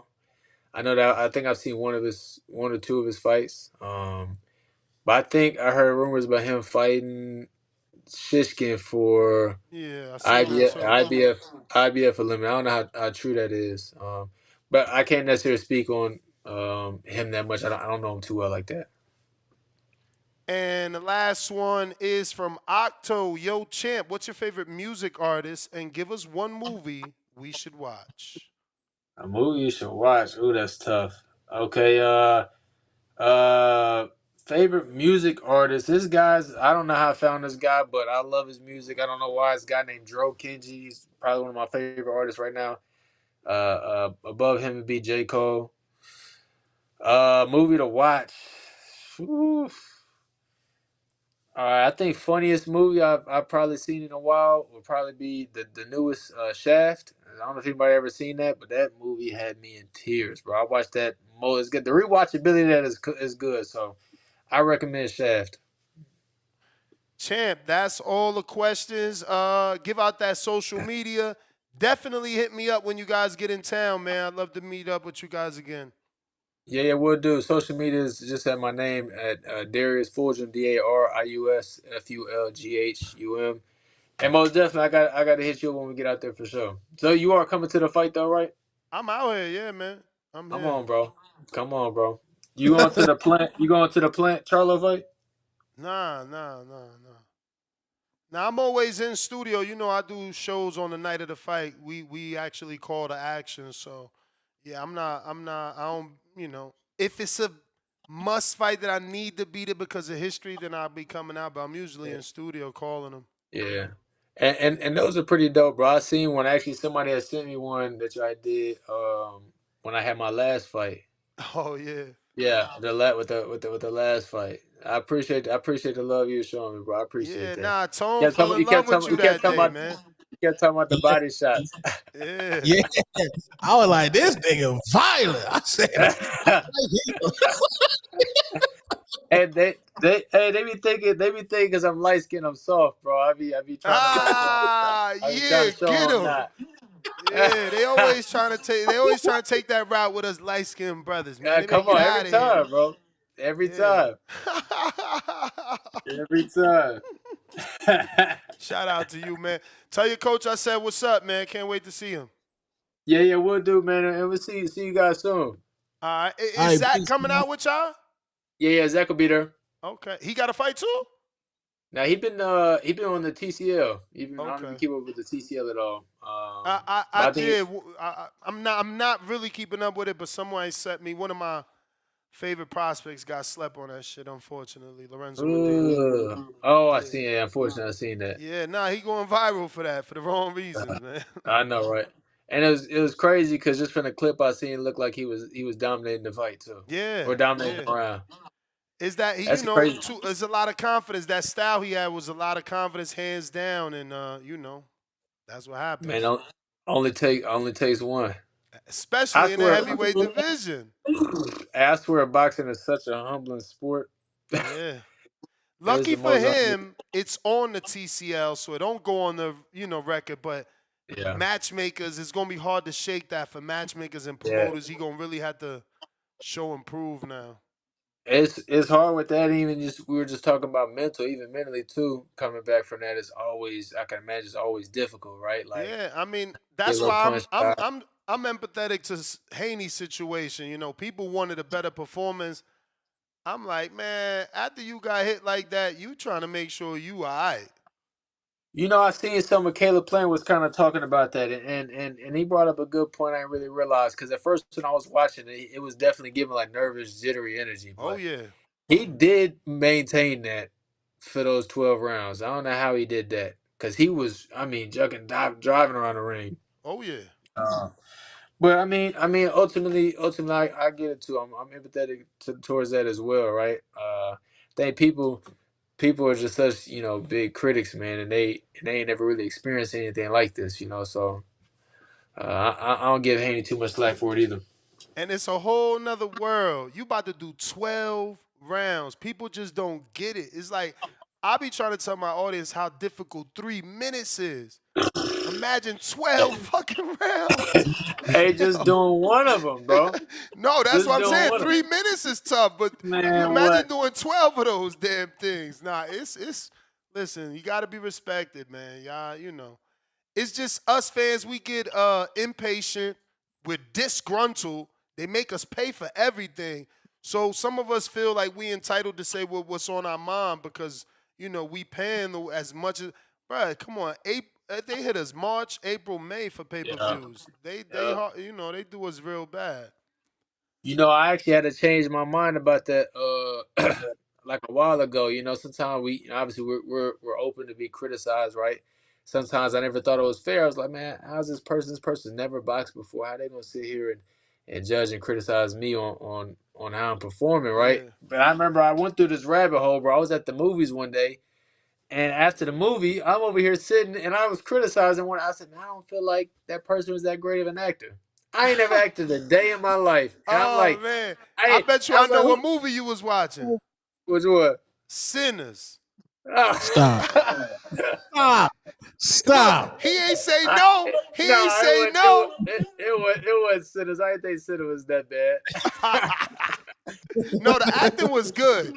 Michael B. Jordan was great. I just think that plot was that script was everywhere. It's like, I've never been to a vampire movie where the motherfucker don't burn in the sun. It's like, how you gonna get to that house? I questioned the same thing. I said, because it looked like he just fell out of nowhere and he was like sizzling. I was like, bro, it's been daytime for hours. And then when you see the house, it looked like it was in the middle of nowhere. Exactly. And then my co-hosts want to tell me, oh, well, he was flying. I'm like, well, you got closer to the sun and didn't burn? Because when you fly, you in the sky. So, that movie was all over the place. Hey, that was like a little plot hole. I was like, that ain't make no sense to me for real, right? If I said the same thing, then I'm mad. Everybody want to blame, what was it? Is it Stack? Which one was the one? The one that... Bro, I'll tell you, that part did confuse me. I couldn't keep up with who was who. Stack and Smoke. I was like, I can't remember which one was which. Smoke. I think Stack is the one that turned. No, I think Stack is the more serious one. Smoke the one that... No, Smoke. Yeah. Because Smoke is the one that smokes. And Stack had to roll his own cigarette at the end. So Smoke, instead of blaming him, they blaming his girl. It's like, bro, you can't blame his girl. He the man. He's supposed to tell his lady, don't go the fuck out there like my brother already said. He let that lady go out there and get turned into a vampire. That was his fault. It didn't make no sense to me either. I was like, how you gonna let your girl just go out there by herself with these people you ain't trust?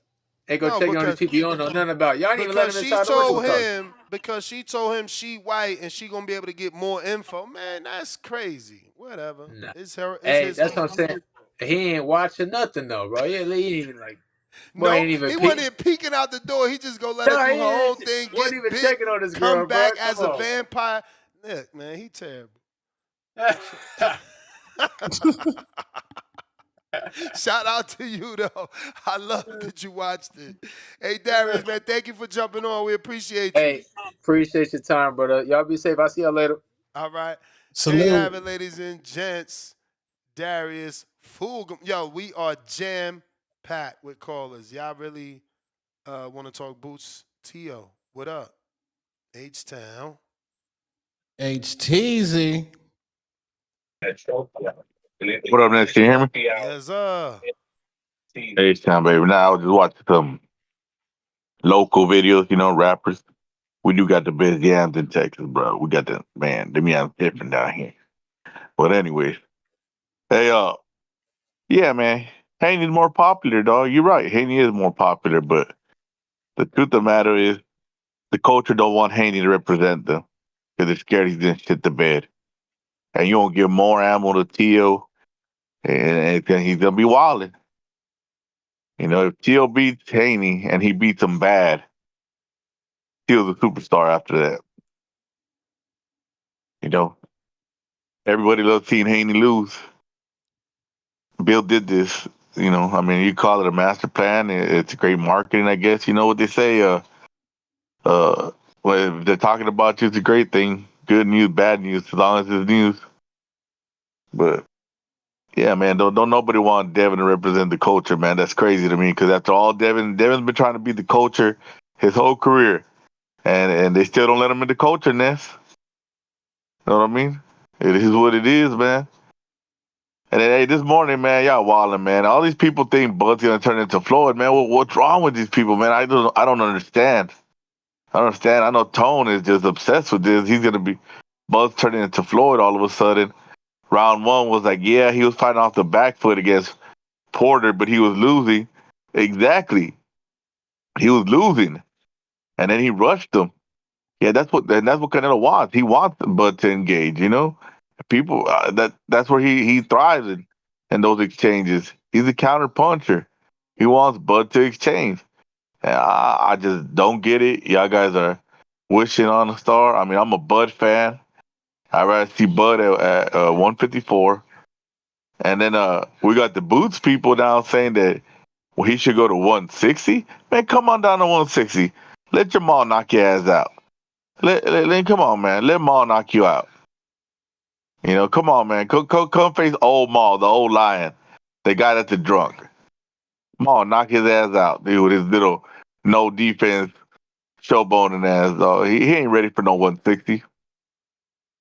He better just go to 154 and get the real smoke, man, because he gonna be a duck. Everybody gonna say he ducked the 154 smoke because we know that's where all the killers are at. But if he comes to 160, he's got to see Jamal. That's all I got, man. I'm out H-Town.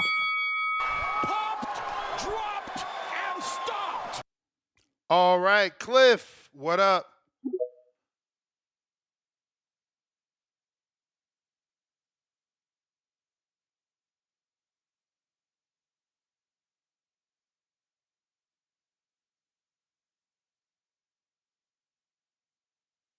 Cliff.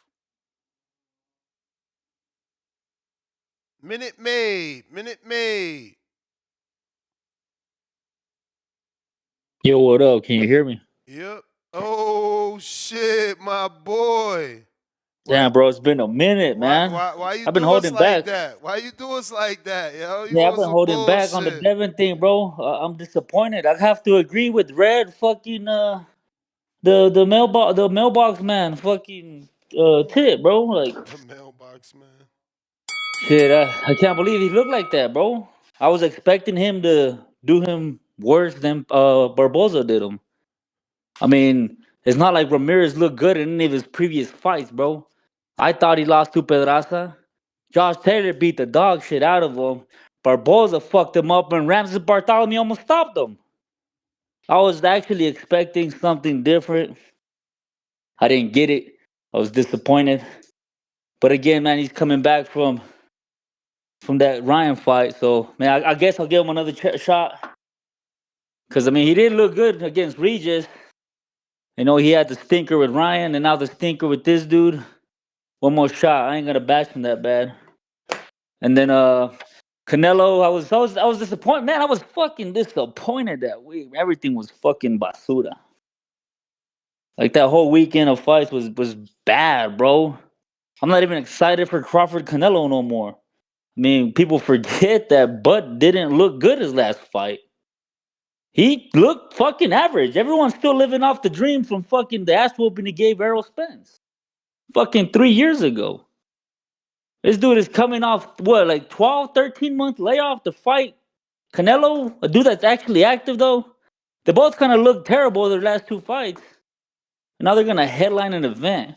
A 38-year-old dude that's out the ring for over a year versus a dude that couldn't cut the ring off. Yeah, I'm not excited, bro. I am not fucking excited at all. Boxing is kind of whack right now. I mean, I'm only looking forward for Dubois and Usyk. That's a good little fight. Oh, shit, and fucking Naoya and MJ, bro. I think Naoya and MJ are going to steal the weekend. Because they're fighting on the same September weekend as Crawford Canelo? But their fight's on a Sunday, if I'm not mistaken. They fight Sunday. Man, they're gonna steal the weekend. Watch, they're gonna steal that weekend again, which is good, you know. We need some shine on those little dudes because MJ is a fucking killer. Everybody's counting him out because he looked like shit against Tapales, but they forget that was 2 southpaws fighting each other, and then they forget that Tapales was fucking putting hands on Naoya for them 10 rounds that he lasted, bro. But yeah, man, I was so disappointed in boxing. I've been so disappointed. Teo is a fucking joke.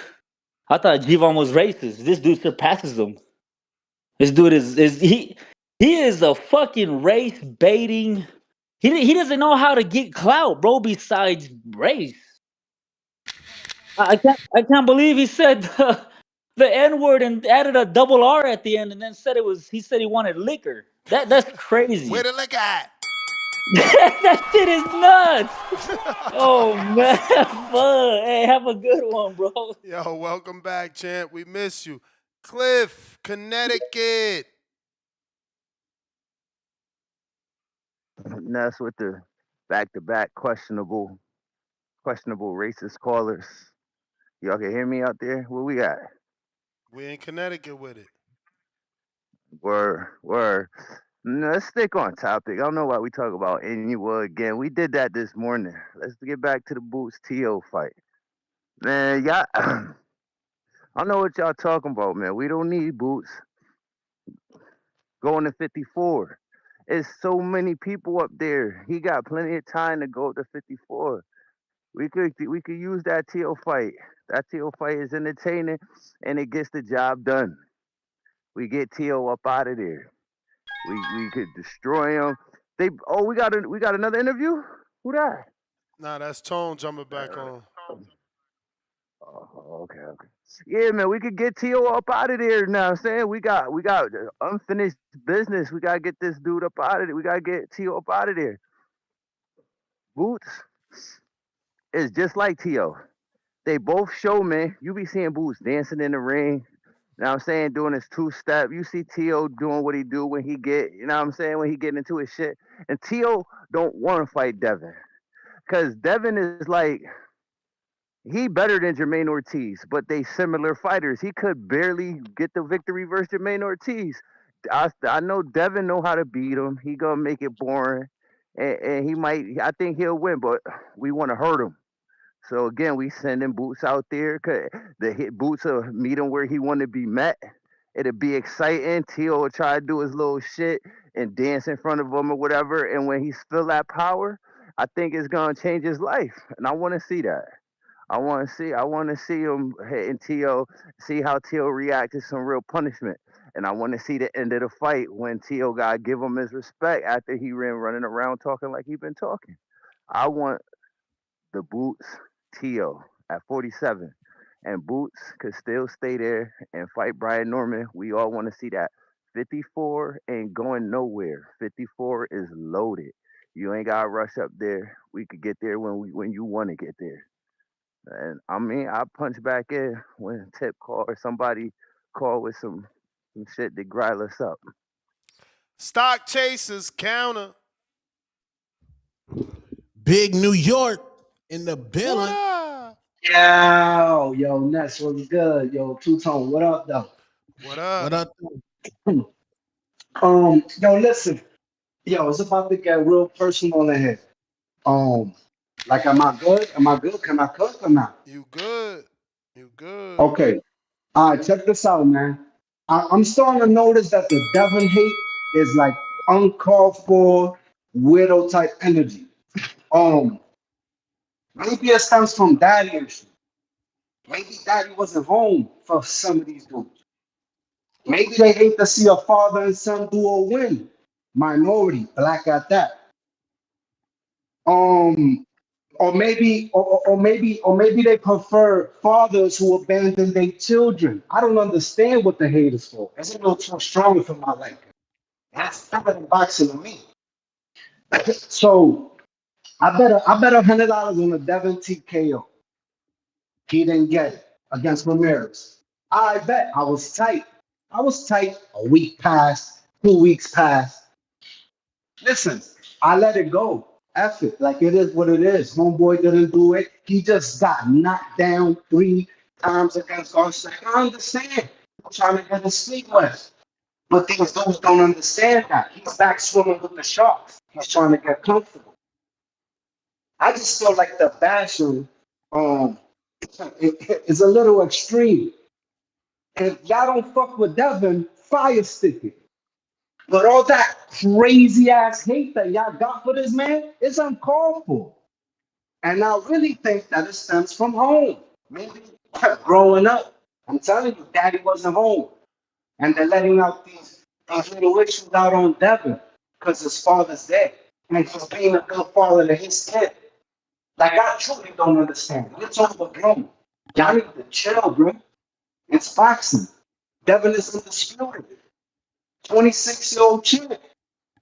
Y'all don't gotta support him. Don't buy the pay-per-view, but stop acting like y'all ain't gonna watch the kid when he fight, cause y'all know y'all gonna tune in, so stop the cat.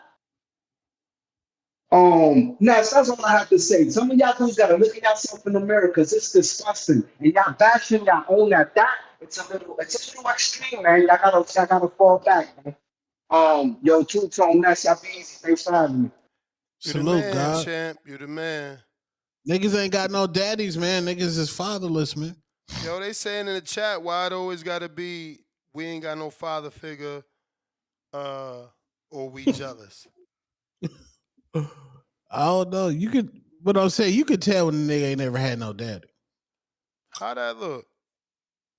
You just tell, like niggas. If nigga get fouled on the basketball court, niggas be whining, temper tantrums, like extra What up, emotional. man? What up, Everybody Ted? needs to like the video, subscribe to the channel, join YouTube members, and Patreon for something.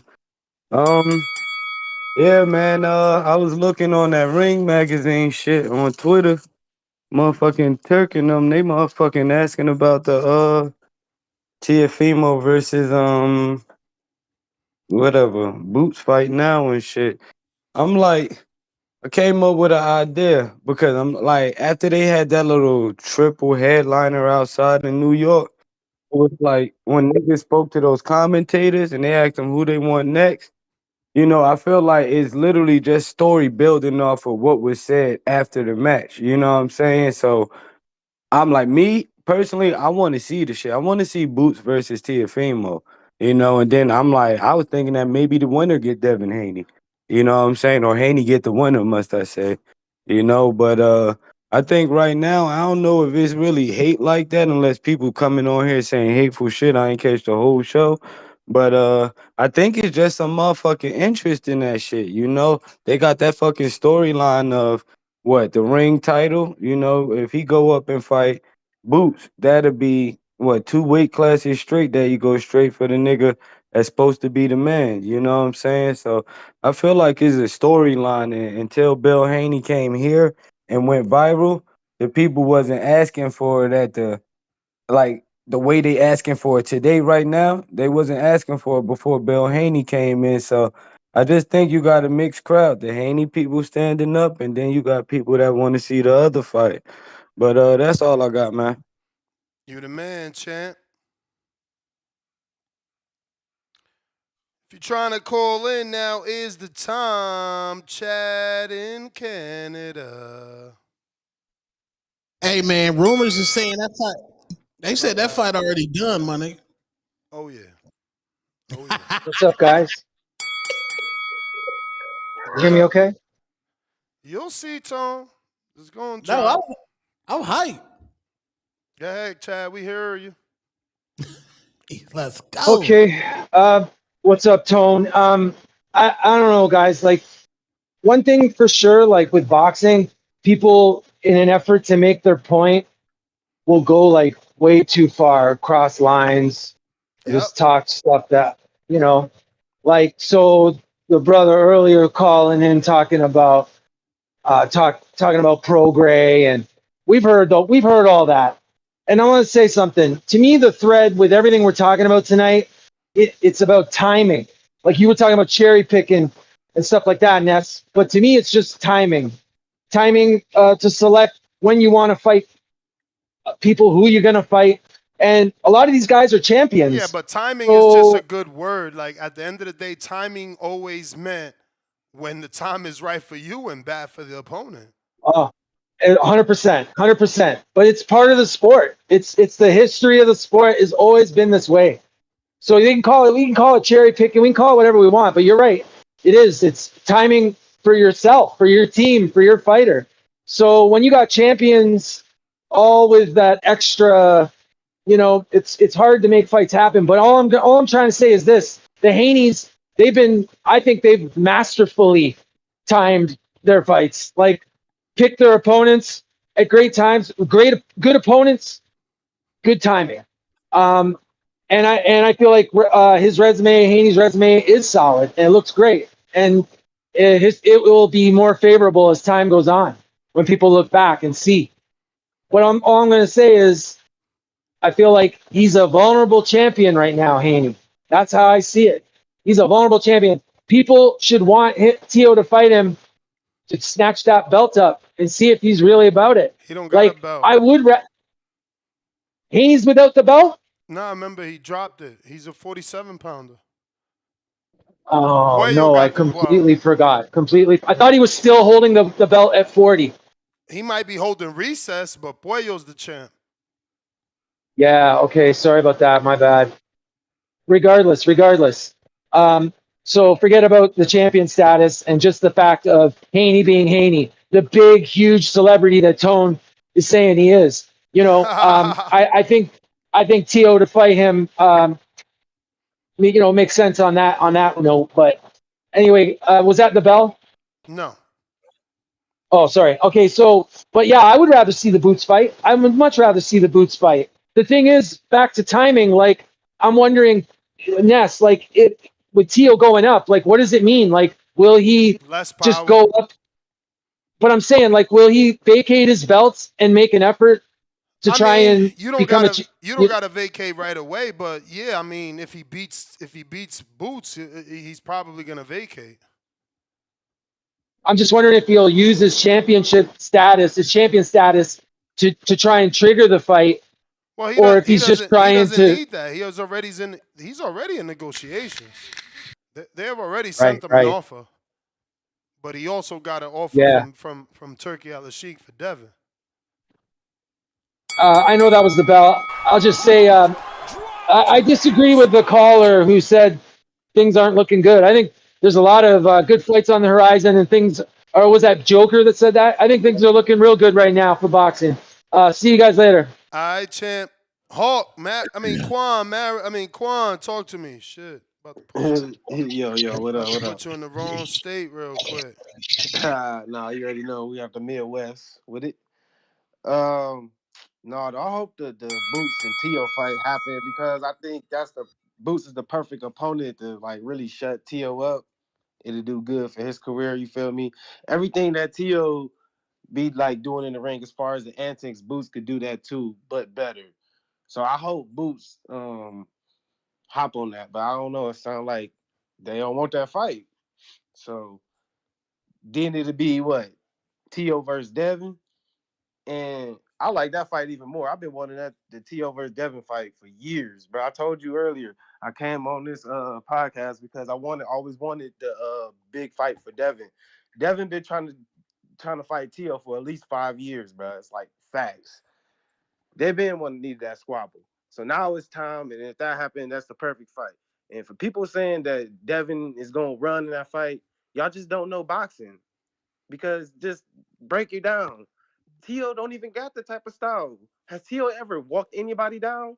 Has Teo ever fought anybody like where he's pressing the fight as a come forward fighter? Have y'all ever seen that out of Teo? No. Teo is Comey, right? But that's what, I mean, Comey also met him, so it's really hard to say he walked him down. But Teo is a boxer, you know what I'm saying? But unfortunately, Teo has a kryptonite, and I think the kryptonite is a great jab. So even if Teo would have fought Hitchins, that would have been a hard fight for Teo. I think Teo would have had enough to get past Hitchins, but if he fight Devin, listen, stylistically, Devin and Teo is gonna be right for each other. It ain't gonna be no running, because the fight won't have to look like that. They're gonna be able to sit there, and Devin's gonna have to actually use his jab, and Teo is gonna be good with countering Devin. So Devin is gonna have to be on his P's and Q's. It's not an easy fight for Devin. Let's be clear on that. But listen, I hope either one of those fights happen for Teo. So, I mean, yeah, that's all I got. All right. I think it's an easier fight than Ramirez. Ramirez don't have Teo style, like you said. Ramirez don't walk you down. So, I mean, Teo be getting hit from jabs that ain't Devin's. My man face be fucked up from different jabs with people that don't even got the pivoting ability or athletic ability of Devin. Hawk, Maryland, what up? Yo. What's up, Nat? TBV, #1. You got it for that two-tone? You know it. Yeah. The superstar. Man, shoot. Boots, Teo. Boots, Teo. Yeah. It got a nice ring to it. I think it got a nice ring to it. I'm going to get to that real quick, but the Devin Haney talk I'm hearing, he not a part of, he not a part of the culture. He don't know the culture. I don't know about that, man. I mean, we all used to get together and go down to the local carnival and throw punches in groups, run off before the police got there. You know, back in our 20s, everybody went to the carnival, and throw a punch and hit two here and there. That's a part of the culture. Devin know the culture. Y'all, Ness, you ain't never had a carnival come in your town? Yep. You ain't y'all ain't walked through the carnival 10 times in the carnival ain't but a little circle. Yep. Devin know the culture, bro. I ain't cracking no joke. I'm telling the truth. We all went to the carnival, threw punches at around 20 years old. That's what he is. He doing what the culture do.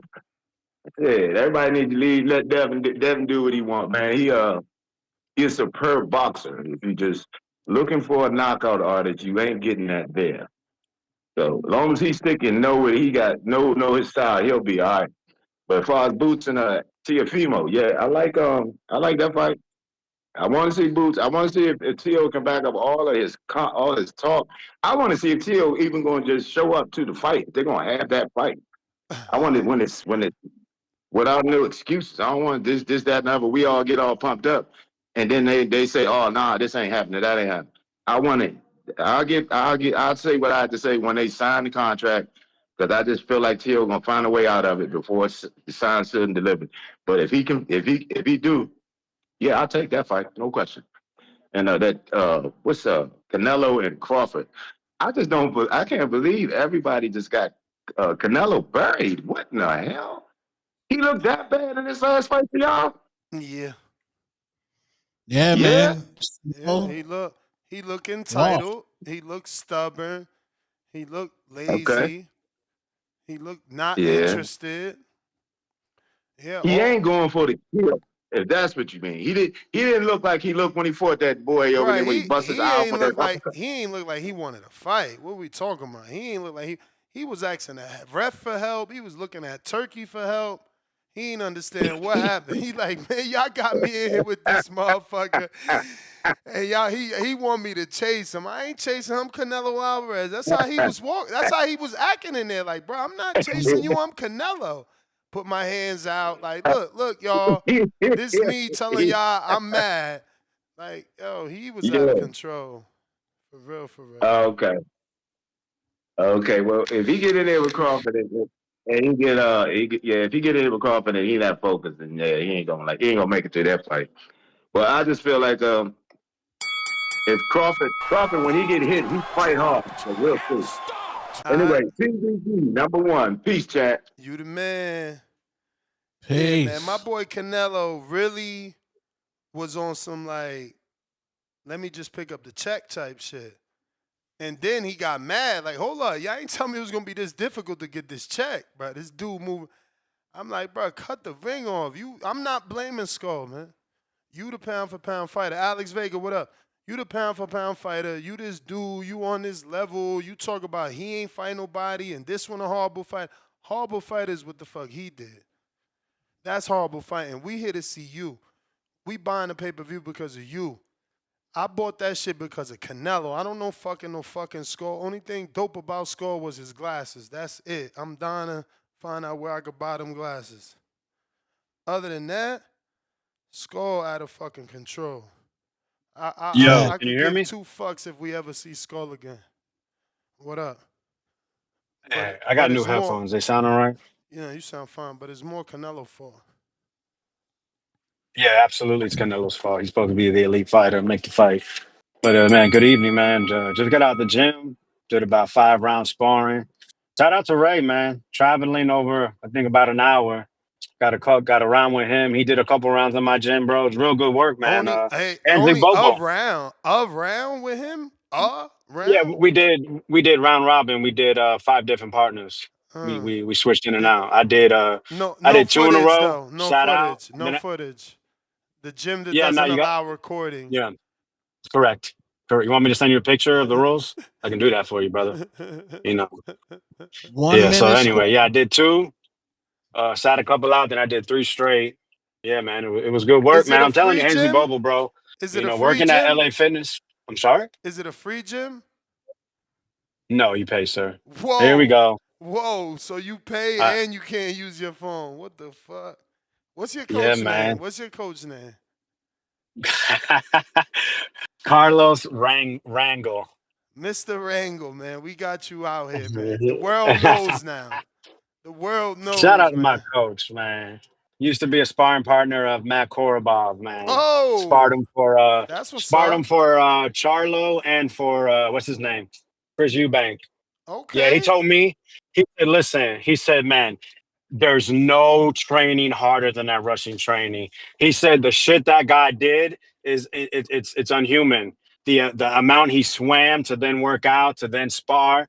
He said there's nothing compared to it. He gave So, Charlo yeah, a man. tight fight. It was a good fight. Not tight, but You know, like it and took that was short Charlo some notice. rounds to get comfortable with him. Yeah, man. But yeah, man, I'm telling you, Ray's gonna look real good, man, if he keeps coming to spar, man. Listen, bro. This is what I try to tell people, man. Do some sprints, some jump rope, shadow box, and spar. That's really, if you can get those 4 things done consistently in a week, you should be fine, especially for Border Wars, man. But you gotta spar. You gotta see punches coming. You gotta be able to know how to Was he a deer in the counter, headlights? how to That's why deal you with saying pressure. that? He was a deer in the headlights? What's up? That's why you saying that? No, not Ray. No, but Ray's rusty. He mechanically he's very well schooled. But I seen him fucking a kid up though that's been coming to my gym for a couple years, man. And once Ray got into his 3rd round, he was fucking that kid up. He didn't even realize it. He was countering him over the jab, over the hook. Nah, Ray's nice. He's got good feet. Ray's gonna look real good. Hansley Bobo, man. I see you attached to that a gym. I hope you're going in to spar, man. LA Fitness is cool. But if you're not seeing punches, at least in LA Fitness, like Keem and I did a couple times, it's going to be rough because Ray's going to come to fight. Ray probably going to knock your ass out if you ain't sparring, man. And to my sparring partner, yeah, baby, I can do rounds too. I can go all night. He ain't the only one. You hear me? I wish I would have went 5 straight. But, you got to let other people get in there. You know what I mean? Other people got fights. You're going to see, Ness. You're going to see. You hey, listen, there's still time. You can make a new flyer. You can put stars like Alex Vega. Yo, earn your stripes, fucking man. shoulder content. Earn your stripes, man. Earn your stripes. Take out a I'm star. carrying this shit on my back. Me, Take out Tip, a star. Lobo. Take out a star. Where's become yo? a I see star. LOL Pillow calling in. He's talking. Take out a star. Take out a star. Rico, Become a star, man. Yo. You know what I'm saying? Take out a star. Become a star. That's how it is. You breaking up. Your Florida internet ain't too much of a star. Don't you see that? Yeah. Nah, it's where I'm parked. But yeah, man, I don't even know what y'all talking about. But that's all I got, bro. Good night. Good work, champ. LJ.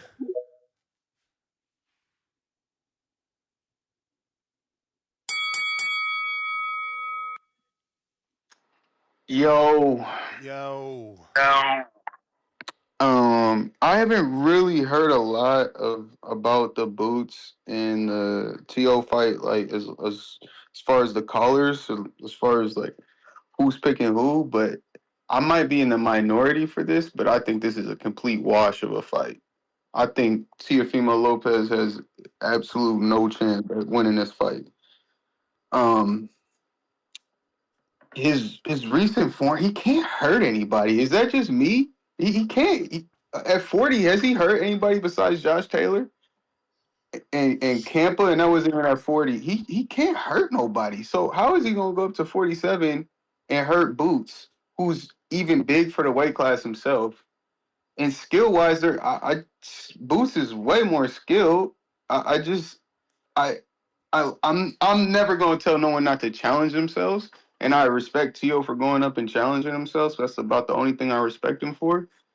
But other than just a challenge, I mean, this is a complete wash and a mismatch, just from top to bottom. Every fight Teo has, it don't matter if he whooped the dude's ass like Claggett. He whooped Claggett's. I mean, but his face was battered up bad. He puffs up and scars up so easy.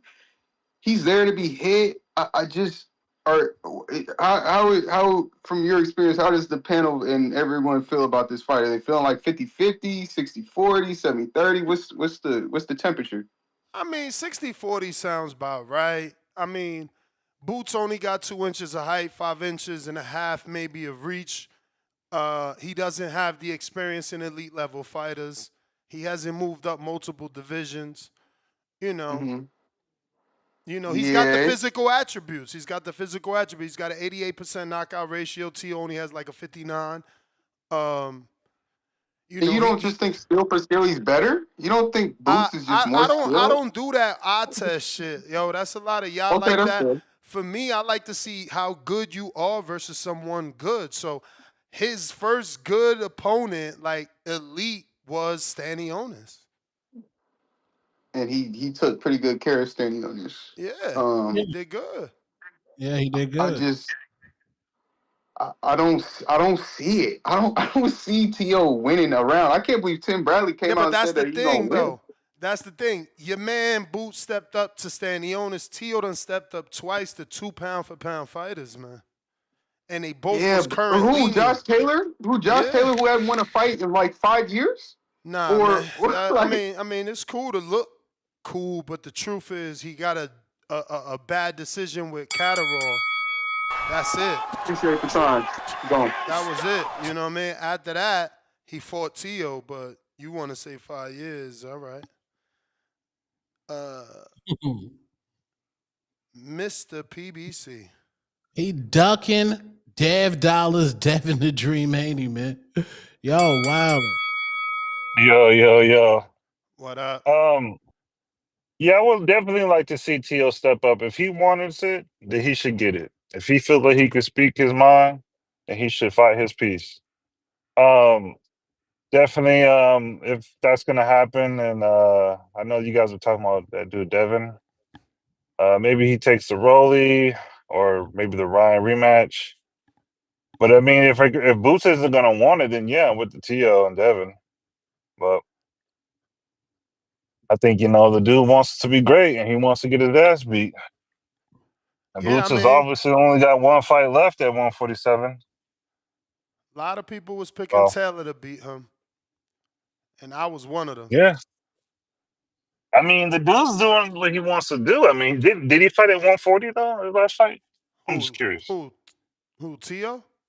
Yeah, Teo. Yeah, he beat Yeah. Barboza. Upset-minded Then Barboza, undefeated Barboza. you know, then if he's getting it, is it like 100% gonna happen or 50? I'm curious. Are they in talks?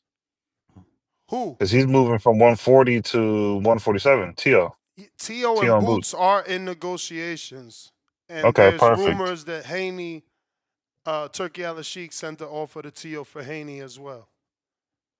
Well, then tell Turkey to put the turkey in the oven and send also offer to Rolly. I mean, I don't Rolly think and that Ryan. don't sound Rolly like and Devin. don't Rolly, s- Ryan, or Devin. That's a good fight. don't sound like Rolly wants to deal with Turkey anymore. Oh, well, then isn't Devin a free agent? Yeah.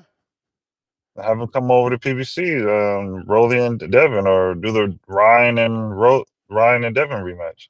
I'm sure But Teo definitely, that's an accolade. If he looks, I think he'll look a little bit better than Stanionis. Let's keep it real. We'll see, man. All that shit talking he's been doing, he got to put it to the test. I mean, that's what Floyd was known for. He can talk the talk and walk the walk. We got to see it. If he does it, man, that'd be astronomically. But if he doesn't, hey, man, then he can go fight Devin again. But Devin, maybe Brian Norman Jr., Rolly. Let's keep it real, man. Brian Norman Jr., let's keep it real, bro. You low-key kind of ducked Boots. You should have took that offer. They said they were waiting for you a couple weeks ago. Ain't that right, Nash? No. No, I thought you said Eddie Hearn was like, what's up? What we going to do? Yeah, Brian Norman Jr.'s dad. He sent an offer after they already had signed the contract for Jin Sasaki. We had the manager on the show that said legally they couldn't get out of it without being sued by Mr. Honda. Well, then, man, get into the works. Devin, get into the works. I mean, that's a good fight right there. Hamza.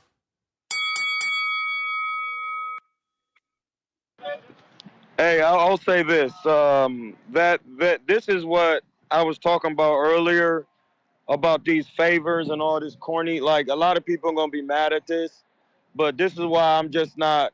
I'm not on Boots' bandwagon. I'm not a fan of none of that.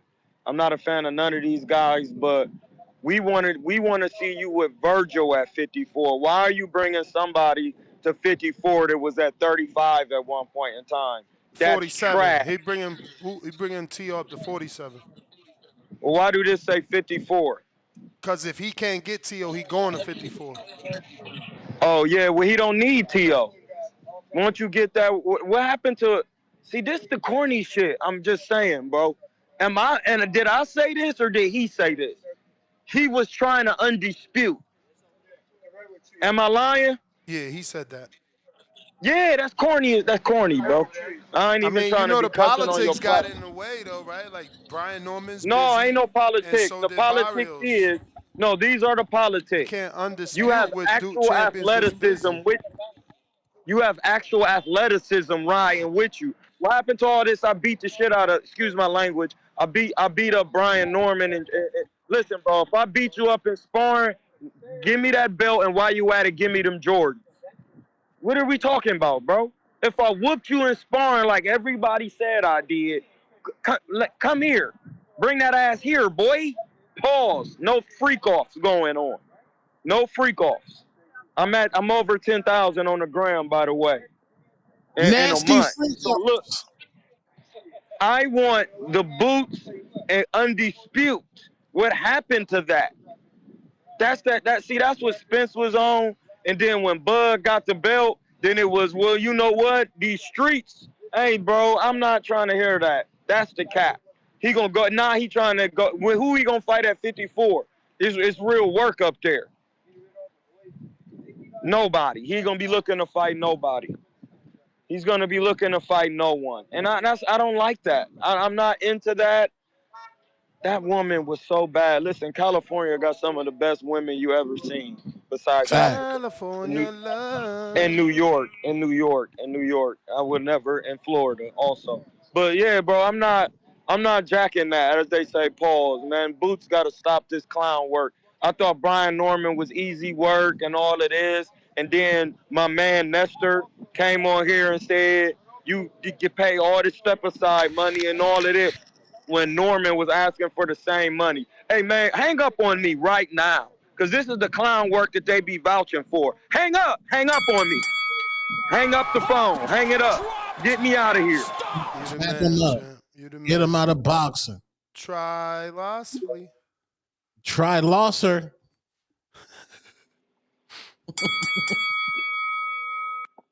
You. Yeah. What's up, y'all? How you guys doing? Chilling. All right. It's fucking two-tone. Fucking Ness. All right. What's going on with Josh Taylor though? Like, I didn't see him in the Catterall rematch. Like, is he done or what's going on with him? He got to fight this weekend with Esko Usama. Okay, is this like a tune-up or is this rebuilding? No, this could be a retirement fight. Oh no shit.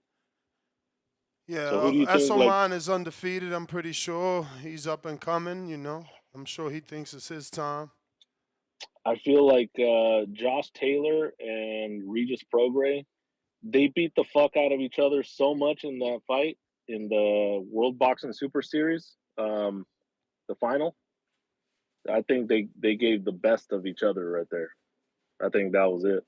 I mean, did you see? You that guys don't see make that? sense because remember, Josh Taylor went on to then beat Jose Ramirez, who was unified at the time. No, you're right. But it's not like. Then what the fuck happened to Josh Taylor? Was it Teo that fucked him up and took the wind out of his sails, or what? I forget. I mean, Catterall got a good fight off, and so did Teo. You know, 2 losses don't make you. Shit, yeah. I wouldn't say bad decision. You know, he. Oh Well, well, yeah. yeah. For Taylor. Catterall was supposed to win that. Yeah. Right? Bad decision for Catterall. But still, Correct. even if you count that as a loss, it's only 2 losses. Like people talking about Josh Taylor washed up for 2 losses, and even if you count, everything that's not a loss, so now you counting Regis as a loss, you counting Jack as a loss, and you counting the Teo loss, it's still only 3 fights. Yeah, for real. And those were at 140 though, right? Or was the second Catterall fight at 147? 40. 40. Okay. And right now he's competing at 147. Yeah, first fight at 47. Oh shit. Okay. We'll see how he looks. But you said there's rumors of Teo sending offers to. No, Turkey Haney? sent an offer to Teo for Haney. Who is Teo? I went to the Top Rank website today. It said because somebody yesterday. Teo. Who the fuck said it? Still with somebody Top said Rank? that this is why. Jake Paul. He's all like. Jake Paul said in a statement. He's all like when he went at Bob Arum. He said like this is why you lost Teo. This is why you lost. All these people. Whatever. Like you're just a disgruntled old man, and I'm just paraphrasing. But yeah, we read it, we seen it, screen shared it. I mean, I don't know that he officially lost Teo. Remember, Teo was taking him to court. Still on the website. But that's what I'm saying. I don't think he officially lost Teo. Teo was taking him to court, and then got a Turkey Al-Sheikh deal. It's always been my opinion that Turkey smoothed things over. Gave whoever he had to give money, or maybe even bought Teo out his contract, but we don't know as of now. El Padrino Moose, what up? Moose.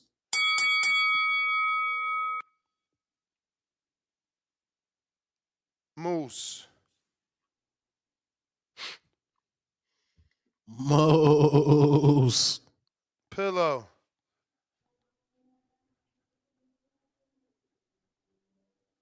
You got me? Yep. Yeah, I'm about to go on a run. Just getting ready for Border Wars. Shit crazy, bro. My stamina is up. My fucking muscles is up. My energy is up. I'm ready to go, bro. I'm putting these miles in. Like, this shit so good, bro. I recommend everybody fight. It's gonna whip you into shape. Your mindset gonna be right. Like, this shit's so crazy, bro.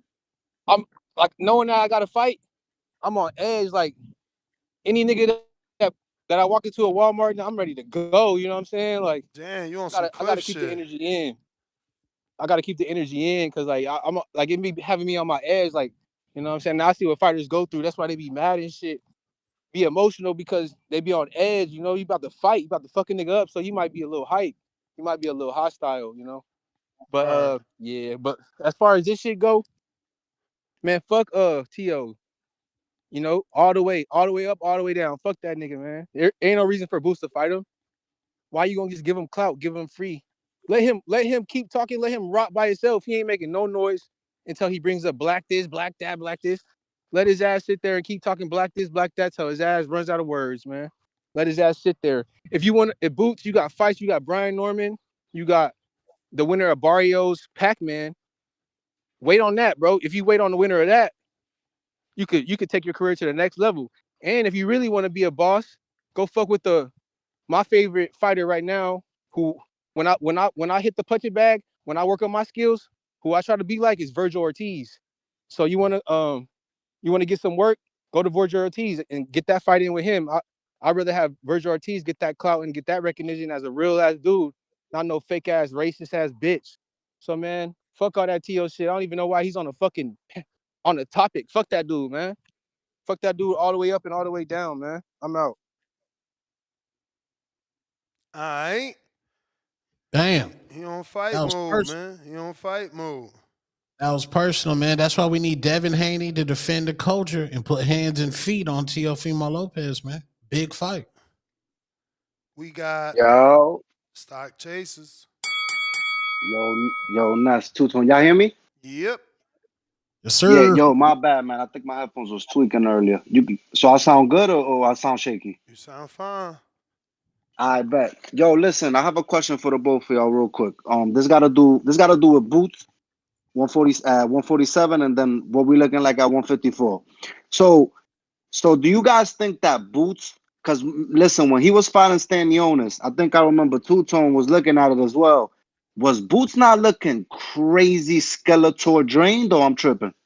Yeah, you tripping. You're not tripping.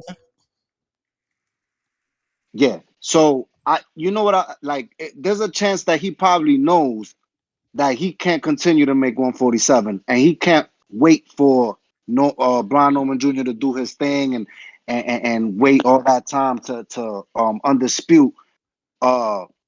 Maybe he felt something during that fight. I don't know, but at the end of the day, I'm looking at 154, right? And yo, 154 is super messy. So the only actual champion that I see up there is Bakram with the IBF, and then if I'm not mistaken, there's 3 interim champions.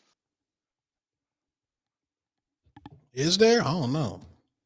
Yeah, I mean, I don't see one. I mean, they all say interim, unless I'm tripping. Yeah, Crawford. yeah. Crawford's interim because Charlo's still the real super champ. I think that's it, right? Yeah, The I other mean, interim was Fundor, but he got elevated. yeah, I see that. And then we got Virgil Ortiz as interim, and then WBO is vacant with Terrence Crawford at interim, which I'm He pretty sure we vacated all know that. he ain't No, about to go. he vacated the interim WBO. He still got the WBA though. Okay, all right, man. So this is how I'm looking at it, real quick, for the phone call cut off. I mean, I feel like 154, in my opinion. I mean, I see Virgil Ortiz, but I think Boots could go to 154 and get that work with all these dudes. I mean, he turned Honestly, down an offer for Virgil. You know that, right?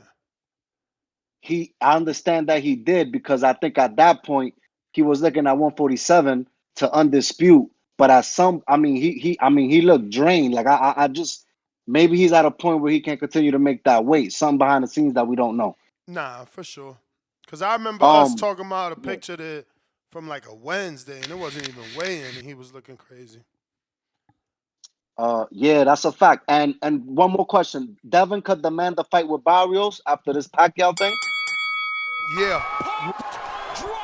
Okay, so that's something to look out for. All right, brother, y'all be easy. Thank you for having me. Yeah, he's still champion in recess at 40, which gives him the ability to petition to move up to fight the champion above. Unless they I stripped think, him of that yeah, status, he could still do it. I think he might activate, bro. Like once he sees Boots move out, I think that's what he's waiting for. But y'all be easy. Thank you, bro. All right. Peace. Bo Rogers, what up? Yo, yo. Yo. What's up, fellas? What up? Hey. Teo. Boots. I want the fight. I didn't want it at first because it just really don't make no sense, really. But if Teo gonna come up there, let him do it. But I really would rather see. I don't want Teo now to just be getting these opportunities. What's somebody gonna give Rashida Ellis a damn look? I like to see Devin and Rashida Ellis go at it. I want to see. I don't want to see Teo and Devin because they scared of each other. They, the boys ain't trying to really do nothing. It's gonna be a shit show. Boots gonna put hands on Teo. There's a lot of guys that'll put hands on Teo if he get him the opportunity. He kind of calculated how he moved. He try to make you think he want to go for the top, for the tough. All these boxers know who is easy work and who ain't. Why don't we ever request to see Devin in there with a mover himself? Do Devin know how to cut off the ring? We know Teo don't know how to. Do Devin know how to cut off the ring there? Devin ain't the one chasing people. But I'm sure he should know how to cut off the ring. Yeah. I said, do Devin know how to cut off the ring? I call back, Ness. I can't hear you. All right. The PBC Wi-Fi. All right, champy champ. You got that PBC Wi-Fi. Yo, Al ain't give you no service this month. We got the Mandalorian for the counter from earlier. Mr. Savi, love seeing round 1 in two-tone. Salute emoji, TBV, hashtag the new era. Polo Buck, counterpunch for Tip. Tip, where you at? Mandalorian, $2 more. They have the fight for Darius Fulghum on his Tapology page.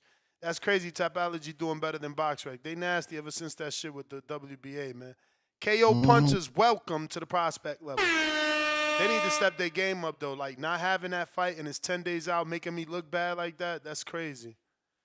They fucked me all up. He like, come on, man, I'm about to be in Vegas. That was wild. I thought you knew. Man, bruh, man, that shit ain't on BoxRec, bruh. Fucking bullshit. That's how y'all check fights? BoxRec? Yeah, BoxRec will dance schedule. What else is more guaranteed The than ring? those? I'll be at the Illuminati. I'll be on the ring. I'm gonna start. I mean, the thing is, I'm just starting to fuck with the ring because, like, for years they was bullshit. Let's be real. Bias ass rankings. No disrespect to Dougie. I know they still gonna take it as disrespect, but like, come on, man. They was hating Dev so much they tried not to make him pound for pound. Remember Dev was like, I don't even want this belt. It's like everybody that Undisputed became pound for pound, then he did, and it wasn't pound for pound. It's like, what the fuck? Jerry, $5. Casual Jerry, that is. Opinion on Schofield Sr. saying 5 years, $5 million deal instead of the Mason fight. Yeah, I mean, I'm going to be real, man. I fuck with him heavy, the father. I just think he doing his best version of Bill. That's all. And I'm not saying I can't see $5 million for 5 years, which only breaks down to $1 million per year, which could break down to like 350 a fight, 3 fights a year. You know what I'm saying? Yeah, but wasn't they trying to give him $1 million for Abdullah? Nah, remember he wanted like 2.5 or 3 million, something crazy. The father always, bro, I don't know, like, I don't even want to start saying that because I still fuck with them, but I'm just like, will we ever see them in the fight? Bro, they were supposed to fight Lucas Body. What happened to They that? were How supposed that to break? fight. They were supposed to fight Ashton Slav. They were supposed to fight Shakur. They were supposed to fight Keyshawn. They were supposed to fight Teofimo, Zepet. Like, bro, I ain't never seen no shit like this. Like, I'm just trying to, like, not say shit because shit happens. You know what I'm saying? You never know what's happening. But, bruh, it looked funny outside looking in. It's like, I don't even get excited no more. Like, honestly, I ain't even report on the Tevin Farmer fight because I don't get excited no more. It's like every time we got to, yo, you were supposed to fight Abdullah, and then you start talking about $3 million, and they deserve $3 million because what if my son go in there and get hurt? And it's like, bruh, Abdullah's a prospect. Like, I literally said, like, where you going to get this money from? You know, so, I don't know, man. Bro, dead ass. Shit. Dead ass. Right. I think they want a soft touch, bro. Like, I think the Pops don't want he don't want Floyd to lose.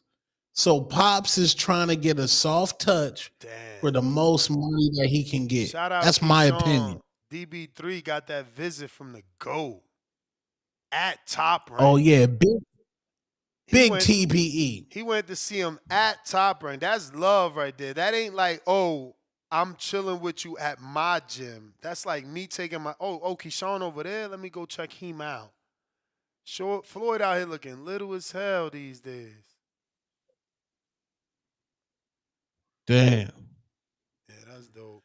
Hey, he's suing his own Wingstop franchises, right? Nah, I thought he was suing the reporters or the website that claimed he was lying about the real estate. No, I heard he was suing the Mayweather fitness clubs. Yeah, I mean, because that's probably a franchising deal he did. Somebody said, oh, let me franchise under your name. We'll give you X amount of dollars per year. And it ain't working out. 619 Cali Factor, $2. Fulton says Canelo was spawn boost. There go another dude that read what he wanted to read. Y'all got to stop this. I know I'm dyslexic, so I'll just put words there, but y'all better than me. You could see. I wear glasses, and I'm openly saying I be fucking juggling words in there. Y'all don't say that shit. So either come clean or say you a motherfucking fanboy. Because Fulton did not say Boots is spawn him. Like, is that some new Philadelphia slang I don't know about? Big Balls, welcome to the Prospect Level Demo, $2 on that champ. Level 7, say he got some in June. Some in June, man. I mean, I don't know what's up with Schofield, man. I just need him to get that one squabble wobble so we see if he really real. Ooh, yeah. Yeah, bro, where was I at, man? Where was I at? Oh, your man Dez, man, your man Dez. Yeah, so check this out, bro. Check this out. Your man fronted the bill against Vasily Lomachenko, right? And they did, let's say, well, what did they do on pay-per-view? Ness? You know the numbers. It was over 100,000, right? 150. Well, okay, he did 150 versus Lomachenko, right? Word. And he was fronting the bill, right? But then he goes on to fight Regis, and he does less than that when it comes to Regis program. No, he ain't do no 135 with Regis program. Stop lying, man. And you cap as hell. 135. You cap as hell. You know the numbers was lower than that. He did BS numbers with Regis program. Wait. So tell us live on air who sources you using, because this gonna be beautiful. This gonna be beautiful. He did 40. He about to use a source. He about to use a source from somebody that he talked down on everything. 40. Who said that? He did 40. Who said it? He did 40,000. Tell us who said it. He did 40,000. Tell us who said it. Man, you tell us. No, you tell us. Yeah. You tell Who us. Your source? You the one. Who your source? I'm about to Google my source. You better give me yours. Oh, you gotta. Yeah, he gotta Google his. Yeah. Hey, nasty work, man. Hey, man.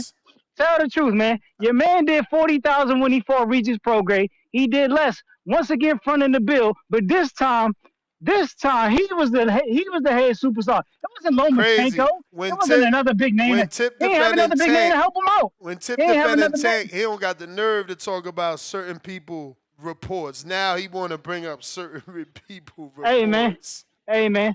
It turns out when it wasn't another big name on the card, Devin couldn't do the numbers that he did against Lomachenko. He did lesser numbers. Truth be told.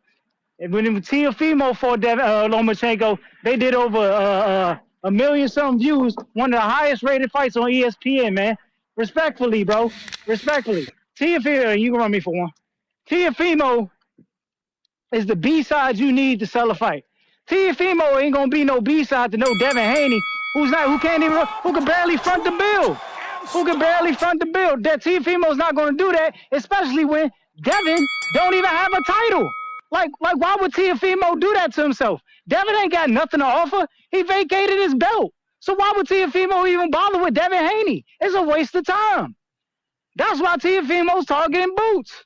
It makes more sense. It's a bigger fight. Y'all gotta understand. Devin didn't do 150 with Regis, right? Low estimates reported suggesting a modest performance with rumors of 50,000 to 60,000 buys circulating, but promoter Eddie Hearn debunked these inaccuracies, stating that the final number. The nigga promoting the fight. The nigga promoting the fight debunked it. The nigga promoting the fight debunked it. Come on, Ness. Come on. Yo. Come on. Listen to how that sound. Who gave Lomachenko Devin Haney numbers? Who gave Lomachenko Devin Haney numbers? Tell us. Who gave it? Man, you know who gave it? Who? Who your main man? Who your main man? Who? Your main man. Who? You know who? No, who you always go to? Lomachenko Haney numbers. Who gave you those? Hey man, let me Google my sources. Mm-hmm. Let me Google my sources, man. Hey, Tip, you know damn well, that joint done, big. What's done? It's over, big. Devin Teo, big. What? It's over, big. That's all right. Y'all gonna see how much of a flop that fight gonna be. Y'all gonna see. A lot of y'all callers deal in lies. I Google the shit out of things and y'all just get caught Devin up. ain't no A-side. Devin ain't no A-side that confront the bill. That's why Ryan was the lead. And Devin Haney was a champion. You see that logic? Do you see that logic? Like, come on, bro. Y'all gotta be for real, bro. When Tank fought Ryan, guess who was the lead? Oh, Tank Davis. Tank front the bill in every fight. Devin, you know what I'm saying? Like, y'all gotta wake up and smell the flowers, man. Smell the flowers. Y'all gotta wake up and smell the flowers. That nigga Ant-Man. Man, you know, bro, you know this is a big fight, bro. Why you hating on the Four Kings squabbling? This fight ain't gonna be the magnitude that y'all think it's gonna be. Y'all living in a world of delusion, bro. Y'all living in a world of delusion. This one of the biggest fights in boxing. What is it? All right, so tell me what's the hype behind the fight?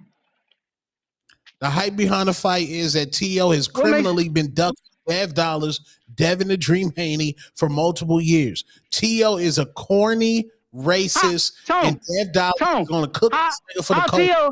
How Teo ducking Dev and Dev vacated his title? The one at 140? Yeah. Oh yeah, we had to get up out of there. You had to get up. So how Teo ducking? That wasn't because Teo of still got a belt at 140. Teo Oh, still got a belt at 140. Bro, we went through a whole Osterring controversy. Hey, run me for one more, Ness. So, Tom, tell me this. Teo ducking, but Dev moved up before Teofimo. Yeah, we was dealing with Osterring down there. See, y'all can't even lie for Dev. This just sounds so bad. Y'all can't even lie for Dev. No, I don't care if he ducked or not. We running the squabble now, my nigga. That's what we want. Hands and feet now. It ain't a big fight now. Y'all think just because they name's big, it's a big fight. They ain't done enough. They ain't done enough.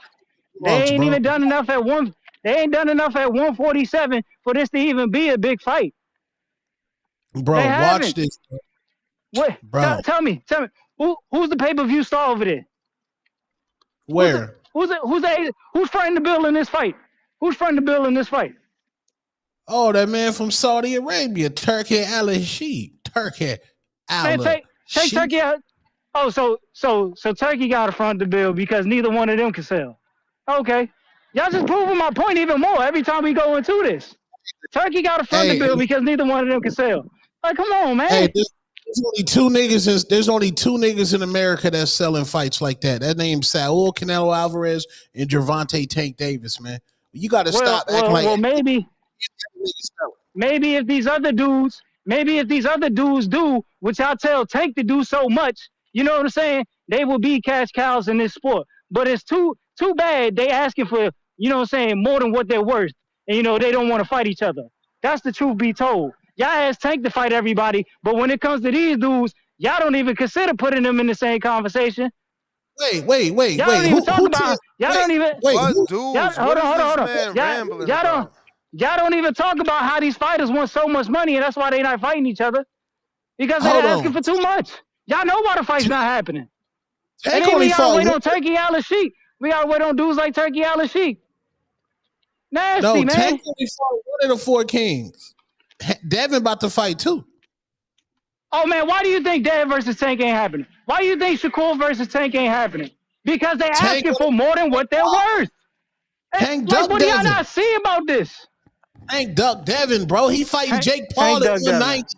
You don't want to fight Devin at 147. Make it make sense. Why the fuck Tank got to go to 147? What the fuck Tank go to 147 for? Why he got to go to cruiserweight? Why Dev leave 135? The nigga's a skeleton. You know the nigga look like Michael Jackson with a little bit of fit nail pills? Man, he got a nutritionist. Man. Yeah, he need to fire the nutritionist too. I don't like that. Hey man, y'all gotta cut it. Y'all gotta cut that shit out, man. Yo, you got a king counter from Polo Buck, man. Shout out to Polo Buck, man, because I'm cooking right now. The people know I'm cooking. I'm telling the truth. These fighters asking for too much money. It's sad these motherfuckers only got an appetite for Chef Boyardee canned food. So you cooking. Hey man, this hibachi. This hibachi, bro. This hibachi. We cooking up right now. You know what I'm saying? All types of special effects while I whip it up. You feel me? Straight like that, man. Yeah, but y'all need to holler at y'all boys. Boots? Y'all get on the show earlier. Y'all talk about, oh man, it's Tank. We not fucking with Tank no more. Because Tank don't want to fight Shakur. Niggas don't ever get on here. Oh man, Shakur not fighting Keyshawn. They friends. And y'all say it all friendly and shit. Y'all don't even spaz on that nigga. It's nasty. The bias. Nah, man. The bias in this boxing game is so nasty. I remember back in the day, niggas used to spaz. I watched channels murder Keith Thurman. Murder, because the nigga light skin.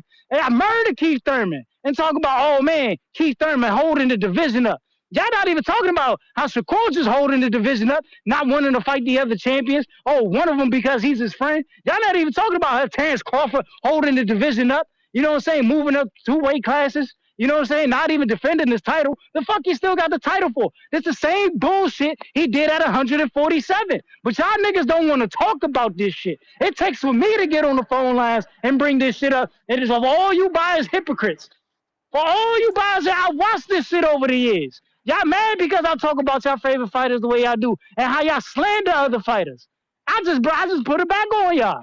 You know what I'm saying? The real cash cows that carry this sport, y'all shit on them. And then I got to come in and defend them. You know what I'm saying? Because y'all ride the coattails of these other fighters who really ain't putting in the work to do, you know what I'm saying? To move the sport. Let's say Gervonta Tank Davis is successful in beating Lamont Roach. Do you want him to fight Shakur Stevenson next? Bro, it's not do I want Tank to fight anybody. Tank gonna do what Tank gonna do. These other dudes gotta catch up to Tank, bro. I'm not asking for Tank to fight anybody. Why? Why? Why aren't you asking for Gervonta Tank Davis to fight anybody? Because Tank is the cash cow. I'm accepting whatever fight Tank gonna give us because I know it's gonna be an entertaining fight. Straight like Oh, that. come on, Tank is gonna take a challenge in every fight. You can't tell me a fight that Tank took that wasn't a challenge. Give me the fight. Give me the fight. Bro, Give me the fight. That's Give me PBC the great. fight. You don't want Just Shakur? give me the fight. Give me the fight for Tank Davis that wasn't a challenge. Just give it. Give it to me. Jake Paul. Nigga, they ain't never fought. Just get somebody call in and give me a fight where Tank ain't have to struggle. Give me the fight. I want to hit a fight. Just give me a fight. Any fight. Hector Garcia, Leo Santa Cruz, Pitbull. Who else? Ryan Garcia. Pitbull. He was in a dog fight for 12 rounds with Pitbull. What are you talking about? Bro, that man hurt his hand allegedly. We never seen the footage, just to put that out there. We've never seen the hand footage at all, respectfully. Man. Who else? Drained Ryan Garcia. Wait, so you don't want him to fight Shakur or Keyshawn Davis if he beats Lamont Roach? You're not demanding those. You know what, Tone? To help you out, I would love to see the Keyshawn fight. I love to see the Keyshawn fight. Okay. I love to see that. I think Keyshawn willing to do more than Shakur. Keyshawn is willing to do more than Shakur. I would love to see that fight. Keyshawn got charisma. I would love to see that. Keyshawn know how to talk. You know what I'm saying? I would love to see that. Keyshawn is action packed. He's not gonna run away. I would love to see that. You know what I'm saying? Give me that. I'll happily take that. Beat up his little homie.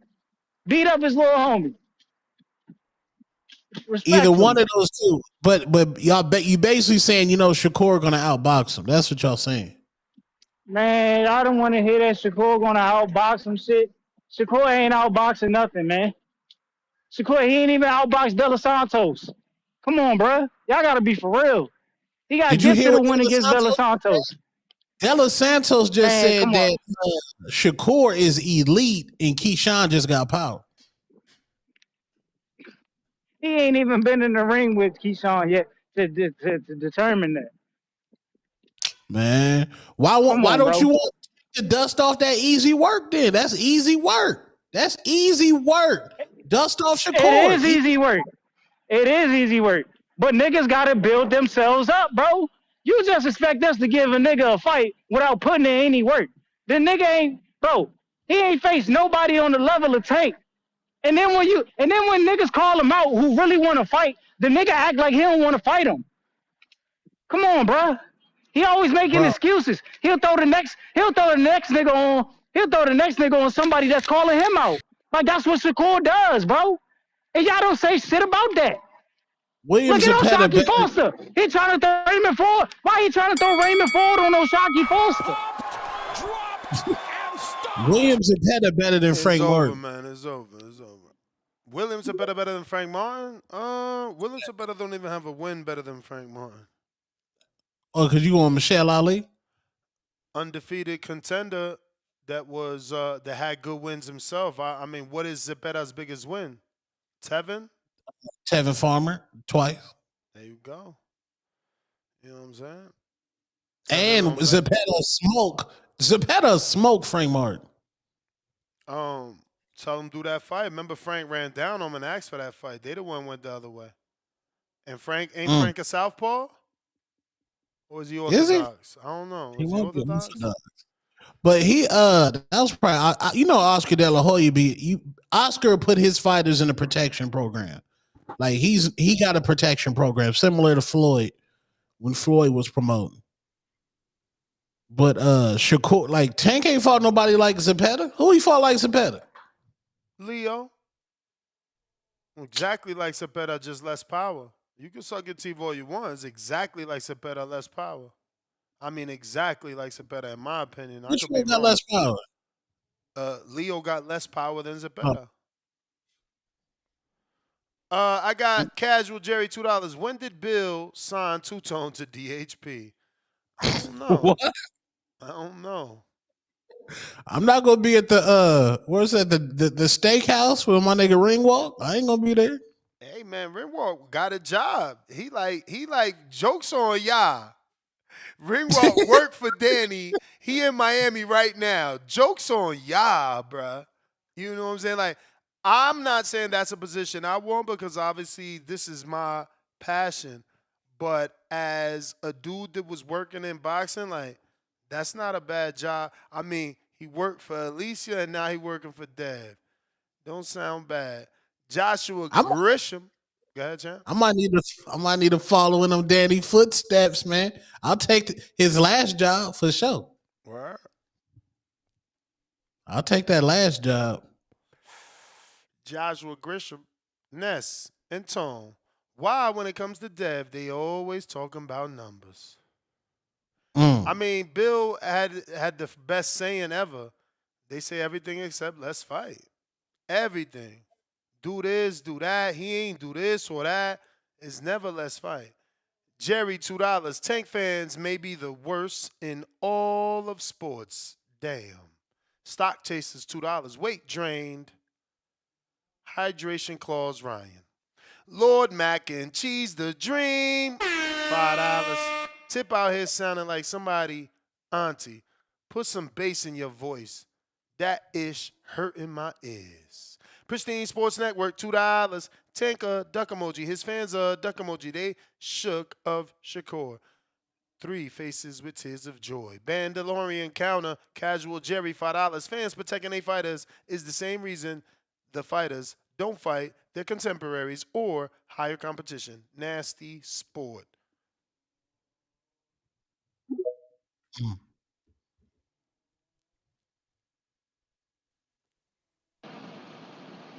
Y'all can hear me, Ness? Yep. Hey, man, I agree with whoever just said that about Tip. Hey, Tip, man. I hope you still listening. Your own lingo, man. It's nasty out here, bro. It's nasty work. How you saying all that stuff about Devin and about Shakur and they gotta work their way up to fighting Tank and all that, man? Hey, you can't be taking it personal like that, brother, man. That's just what come with being the so-called face of boxing. I mean, you look at Canelo, man. Everybody be on Canelo net. And then it's even crazier because you should want that anyway because that's more, of course, that's more exposure for PBC. You talking about people having jobs and stuff, Ned. You need to use your goddamn connections to get Tip a goddamn job with PBC. He be doing all this shit for free. They gotta be paying him something. They need to be giving him some free fight tickets.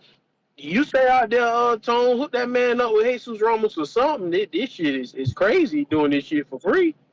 I know it's commitment, but damn.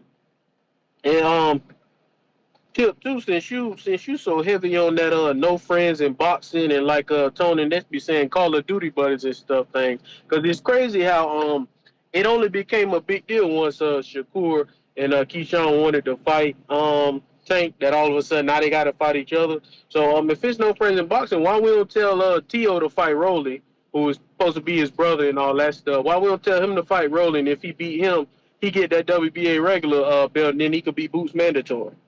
Why won't tell him to do that? Since he want to move up to 147, that'll be a good gauge. He could move up and do that. I want to hear you call for that one. And two, since you're talking about people gotta work their way up to stuff and all that, all that get back and all that stuff. Like Ness said, tell Jesus Romo go get his get back with Erickson Lubin. Because I know that's your man. You ain't bring him up on this call, but I know that's your man's. Because you tripping, Tip. I know, like Tone said, you be giving some quality hate and all that, but that was a different level. What you was spilling just now, man. And I don't know where that comes from. That was appalling to me because I'm like, damn, Tip. I'm like, what happened? Like Tip went off his rocker just now. I don't know what happened. Ness, you hit a nerve or something, Ness. I don't know what happened, man. Must be because you checking about them pay-per-view numbers or whatever, but I don't know. So that's just what I was calling Megan to say, because, yeah, like I'm saying, Tip, I get it. Whatever fight Tank give us, you're right about that. But, man, I'm with Tone. And next, you should want him to give us the biggest and the best ones, because, like I say, that's just what come with being the face. Like I said, you see people still on Canelo net for even fighting Bud and stuff and not fighting Benavidez, not fighting David Morrell, all them killers when he who was at 68 down there, but it is what it is, man. I mean, I guess we'll see. So Polo Buck, I ain't paying for his ass, Polo Buck, so you're gonna have to pay to get his ass counted back up here. But aside from that, that's all I had to say, man. I'll holler at y'all next. Appreciate it. Peace out, Tone. Peace, peace, peace, peace. All Good call, right. good call. Let's see who next.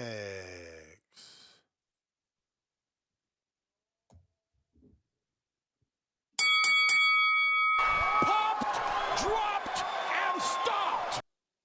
Poll: Will Boots Ennis fight Teofimo Lopez next? Yes, mega fight in August, 31%. No, Boots goes to 154, 41%.